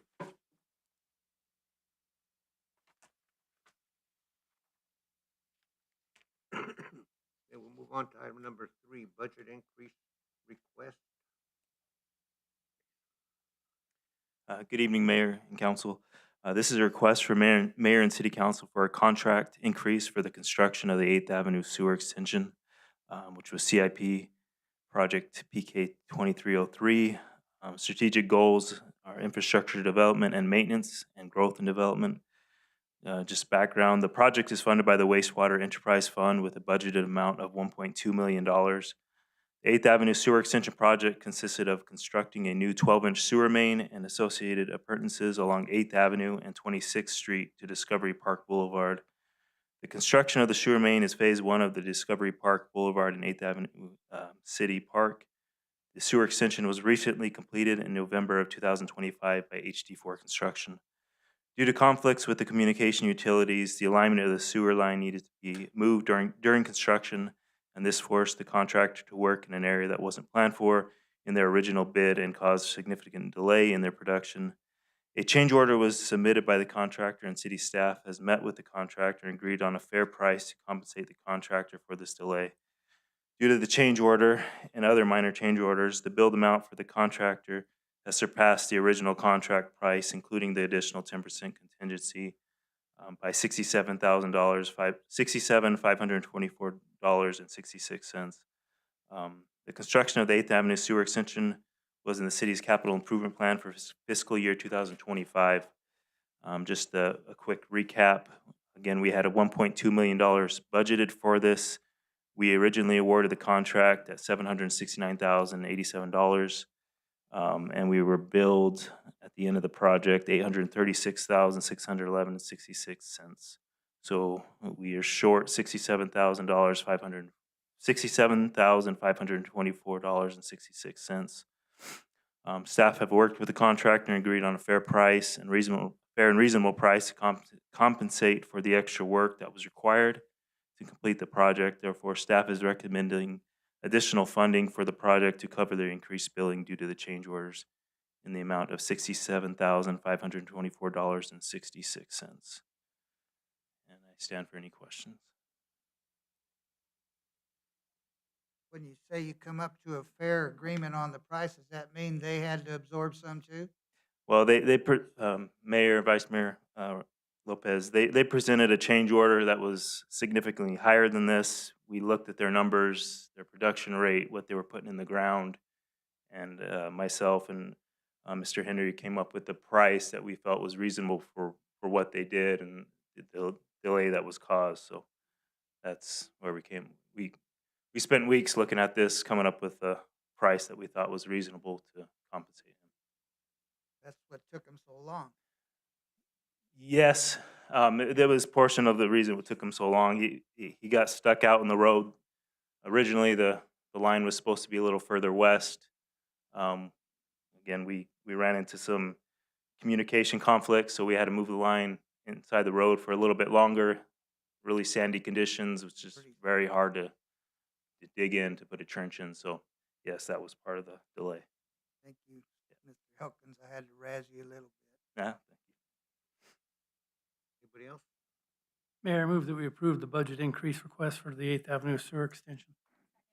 We have a motion and a second to approve the budget increase request. All in favor? Opposed? Carries. And we'll move on to item number 4. If everybody have a chance to review the minutes of December 8th, 2025 council meeting, any changes or? Mayor, I move we approve the minutes for December 8th, 2025. Second. So a motion and a second to approve the minutes for December 8th, 2025. All in favor? Okay. Opposed? And, excuse me, we'll move on to item 13, report on operational items.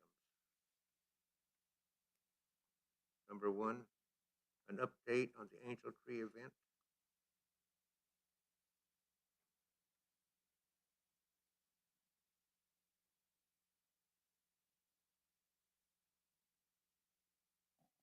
Good evening, Mayor and Council. Thanks for being here tonight, and I'm glad to have the opportunity to get up and talk to you a little bit about our Angel Tree program that we got to do this year.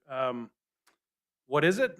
Community-driven effort led by the police department, and we're able to support local families during the holidays. Children and families in needs, with needs, get to get some gifts and have some holiday cheer. So, what is it to us? We've made a commitment to continue to serve our community members. We've had a goal to have a lot more public outreach, and we look forward to these positive contacts with members of our community and not just negative ones that typically people associate with the police department. So this is an ongoing effort, and it helps us to give back, do something, and have a different engagement with our community, which we all really enjoy. So this year, the Angel Tree program, we served 65 families and a total of 165 children. So it's more than double what we've done in the past. And really, we couldn't have done it without all the help and support that we received from our staff members, other staff members in the city, and community members. It really is amazing to see the support from the community that came out for this. I think we announced it in the meeting and a couple of places, and we were just flooded with people coming in to take items out and go select gifts. And in this, we served residents from Thatcher, Graham County, Pima, Solomon, Safford, Duncan, and Clifton. Community really showed up for us. We had bikes, we had toys, clothes, beds, and a lot of other essential items. The donations really went above and beyond, and we had over 700 gifts that were wrapped. Even after we had all of them selected, community members continued to ask how they could help, so we received wrapping paper, things to deliver, and people wanted to help us, so they came out, and we got to have a good time wrapping these up. Really was a team effort. We got to have a wrapping party and invited other members from the city staff to come and help us out. Some of these gifts were wrapped a whole lot better than others, and I will throw myself on that sword. The poor kids that may have gotten some from me, they might have looked like a Tootsie Roll, but it was wrapped. But we had a lot of help to make them look great, and we really appreciated that. And it was a great experience to combine different departments and get to know each other. Again, we couldn't do this without the generosity of the community. And these are just some pictures of day of delivery. We got to take Santa Claus around in the MRAP and spread some holiday cheer. We had cars honking and following us around, and it really was a good time. So this is something we look forward to continuing. It really took a lot of work and effort on the part of our ladies in the office, and they did a great job keeping it organized and making sure that it was a success. So just a report, and I'll stand for any questions that you may have. Good job. Thank you. We appreciate it.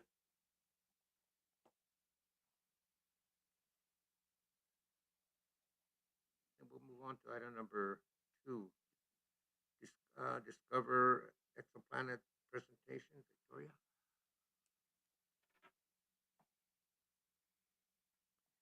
Good evening, Mayor and Council. So I will defer most of the presentation to the Assistant Library Director, but I did want to preface this a little bit before she presents. It's going, this particular grant, the Discover Exoplanets, was awarded to us in 2023. We applied for it in 2023. So it has been a matter of our Assistant Director relearning all of the material from 2 years ago when she went to a training in Colorado. So I really wanted to commend her for doing that, as well as our staff for learning this material and being able to teach it, which is just as important as learning what an exoplanet is. You have to be able to explain it. And all of the staff came together when we did a lot of these school tours, which you'll hear about in a few moments. And I just also want to add that a lot of these grants and exhibits have built upon each other. We were asked to apply for this grant because of work we had done on a previous grant, the STEM Equity Grant, which was a series of 3 exhibits we hosted in 21 to 23. Our work on that grant and our follow through with all the requirements. We were asked to apply for this one because a lot of these grants are also research-based, as well as being activities for the community. And the STEM Equity Grant, we were asked to apply for that grant because of our work on the NEA Big Read, which we hosted 2 years in a row. Remind me of the years.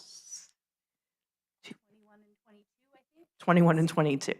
So we've hosted those successfully, and the State Library has recommended us for these grants. So at this point, we are well known in the community as far as libraries internationally by the Library of Congress Award, and our reputation in a positive way precedes what we do. And a lot of these grants we've applied for have been several years in the making. So I just wanted to give that preface before I let our Assistant Director present. Hello, Mayor and Council. Thanks for letting us come present tonight. But like Victoria said, we're just going to do kind of an overview of the Discover Exoplanet exhibit and how it went while it was here. But she's the IT of the group here. Okay, but first, just a word about the purpose of library programs. So every month we build out a calendar of programs for different age ranges, but we're doing it very purposefully. So the purpose of the library programs to encourage the use of the library and its resources, to promote literacy, acquisition of skills, and lifelong enjoyment of reading and learning, develop information literacy, present information that is relevant to community interest, facilitate the sharing of knowledge and expertise, and increase educational and cultural opportunities for students through school partnerships. So that's kind of what we're looking at as we build these each time.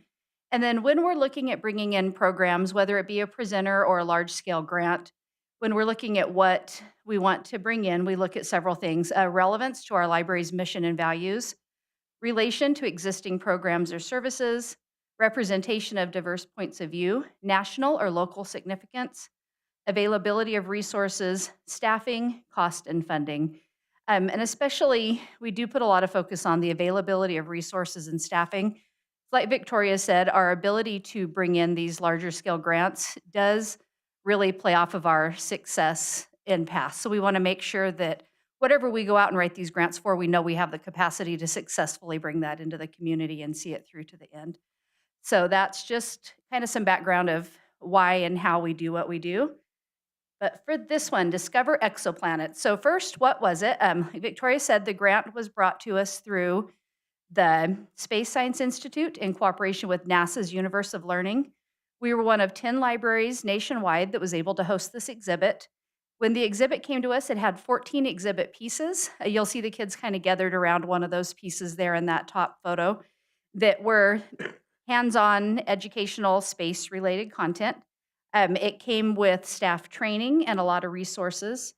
It also came with a $1,000 allowance for programs and an on-site evaluation. Since this was a evidence-based program that they were doing, they sent an evaluator here to us from an outside company to talk to us, talk to our patrons, talk to partners, and see what we were doing, how it worked, and why. So we did have a chance to work with an evaluator, which was really informative to us as well. What we agreed in exchange for all of this was that we would produce 10 public programs and that they would be spread across preschool age, elementary, adult, and all ages multi-generational programming.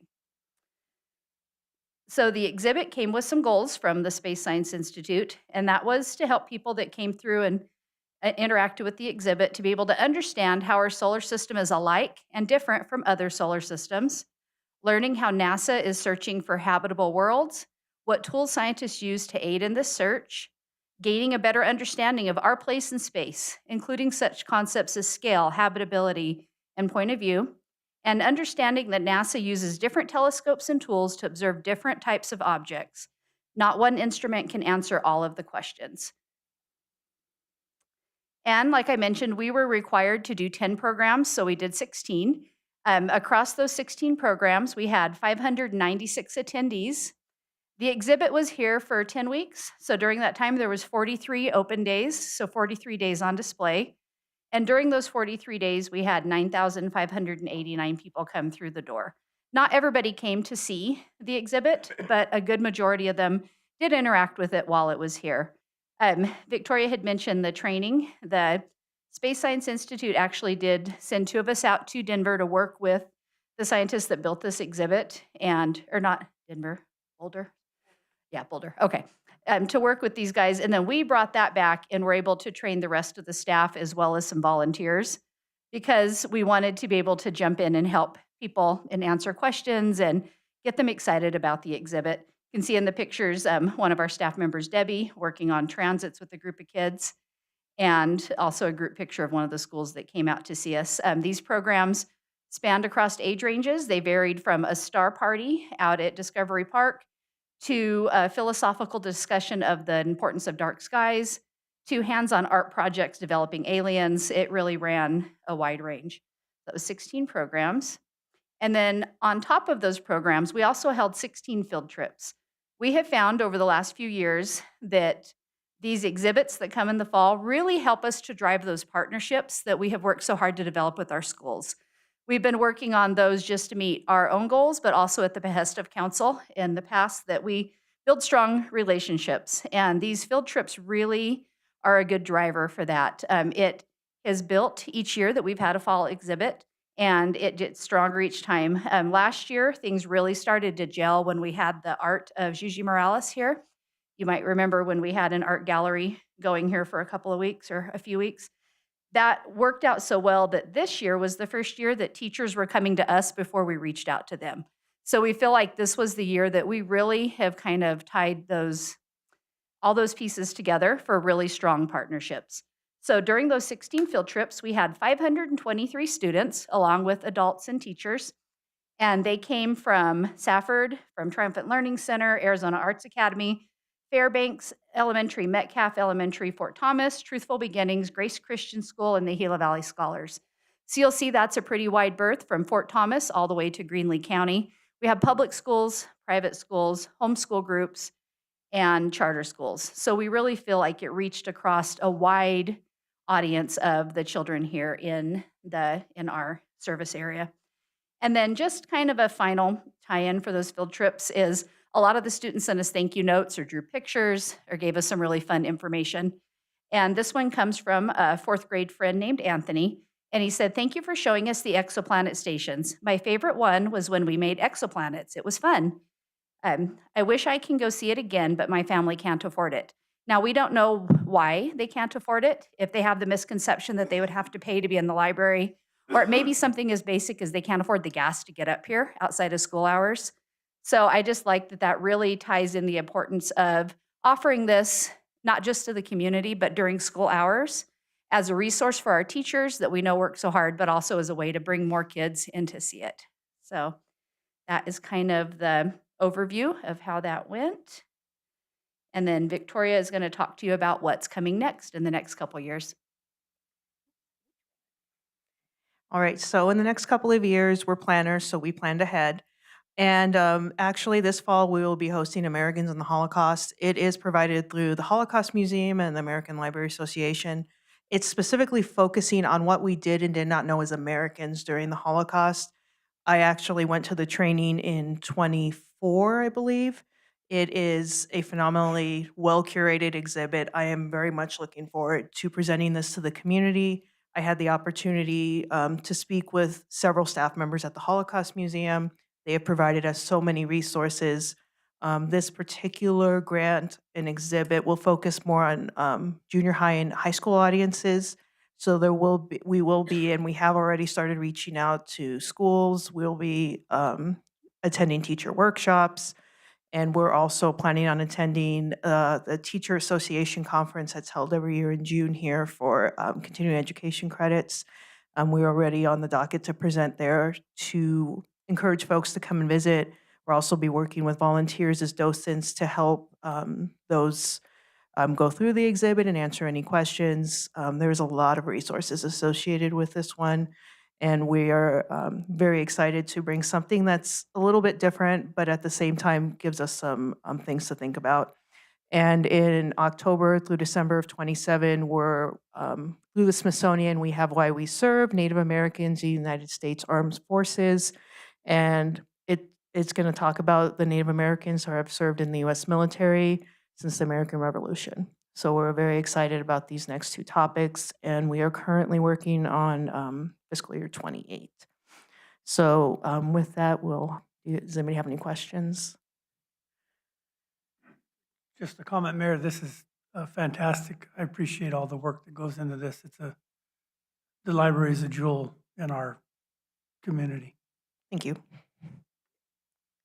It is a deal. I'm looking forward to these also, and especially, I guess, well, both of them, but the Native American one. I know we're going to reach out and work with them.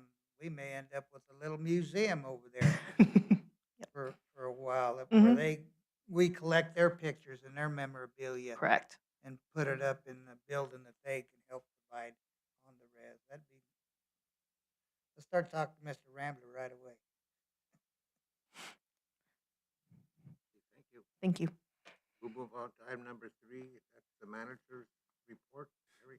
Good evening, Mayor and Council. Just briefly, the whole premise behind adding this to the agenda was to offer the manager's office an opportunity to present items to council that maybe don't rise to the level of a presentation, but warrant being mentioned that they took place. But tonight, what I want to do is just take a couple of brief moments to recognize 2 employees from the city of Safford that have either left or are leaving our ranks. First, I'd like to recognize Mr. Clark Bingham.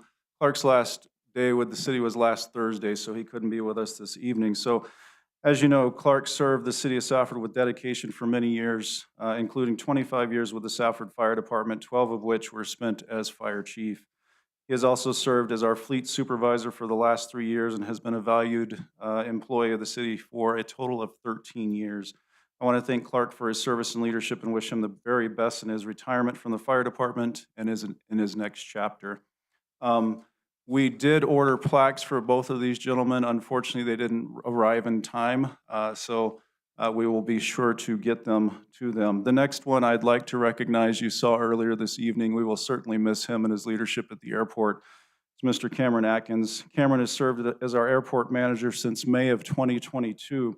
Cameron's last day with the city is this week, January 15th. I want to sincerely thank Cameron for his contributions over the past several years and for his service to the city of Safford and our airport operations, and wish Cameron and his wife the best in their future endeavors. And Mayor and Council, if you would, it'd probably be a good opportunity to stretch if we could come down and take a quick picture with Cameron since he's here. Cameron wouldn't mind as well.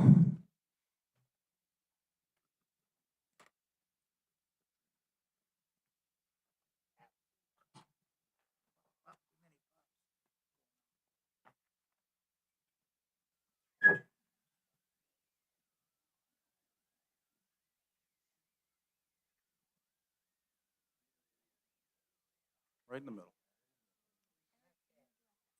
Oh, right in the middle. Tom's right in the middle.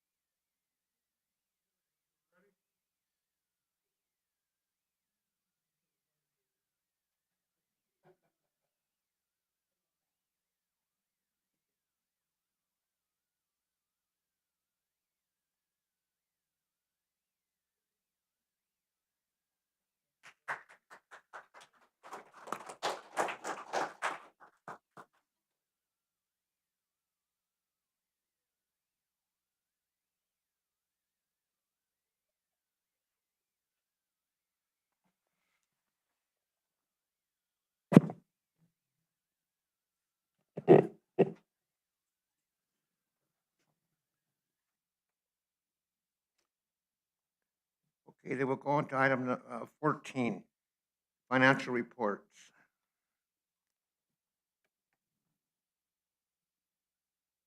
P-card reports.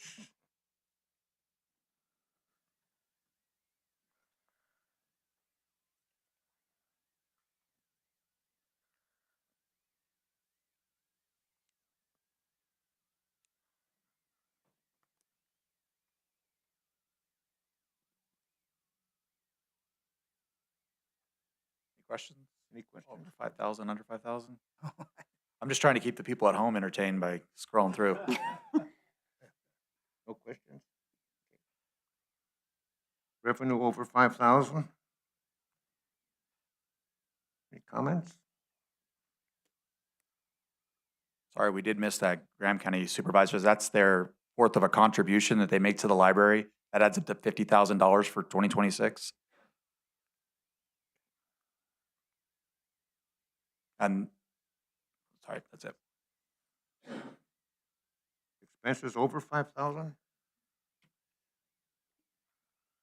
I had one on the expenses over 5,000. The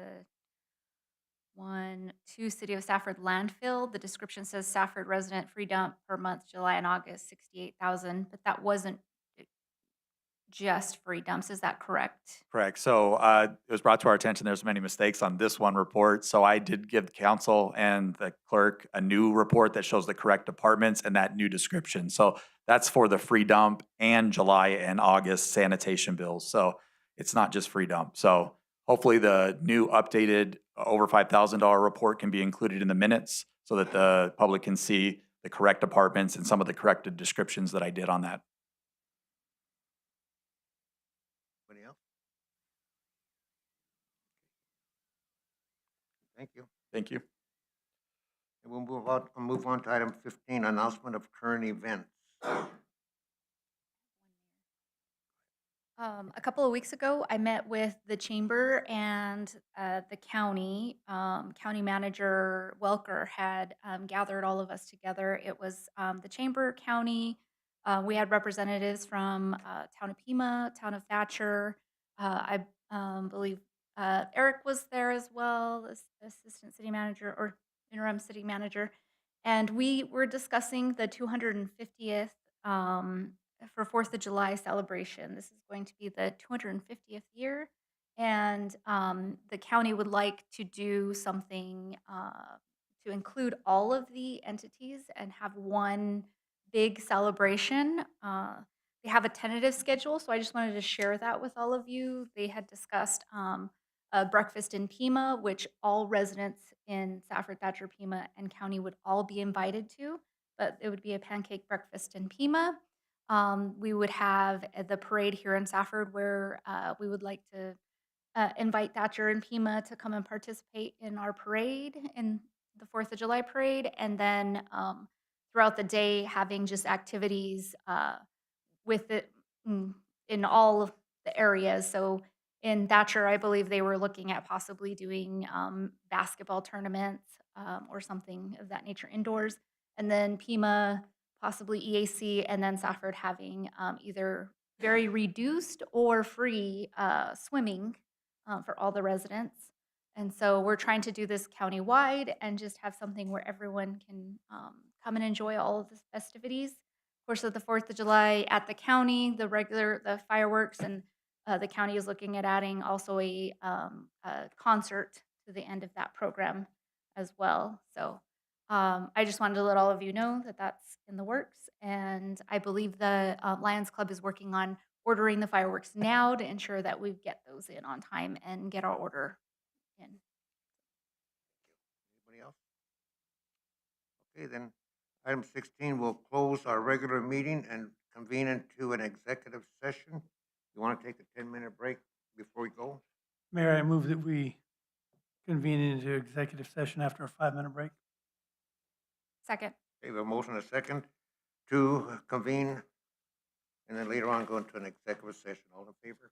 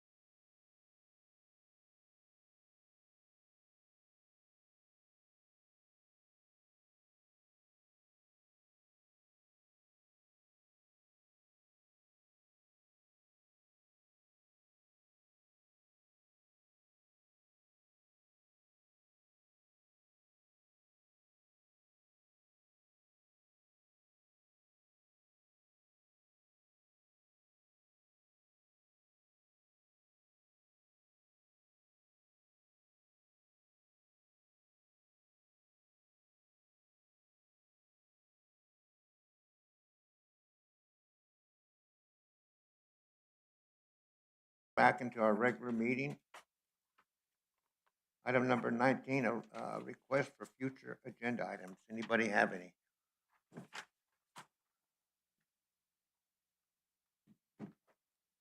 No? Okay. Then we'll go to item number 20. Mayor, I move that we adjourn. Second. Okay, we have a motion and a second to adjourn. All in favor? Opposed? We're adjourned.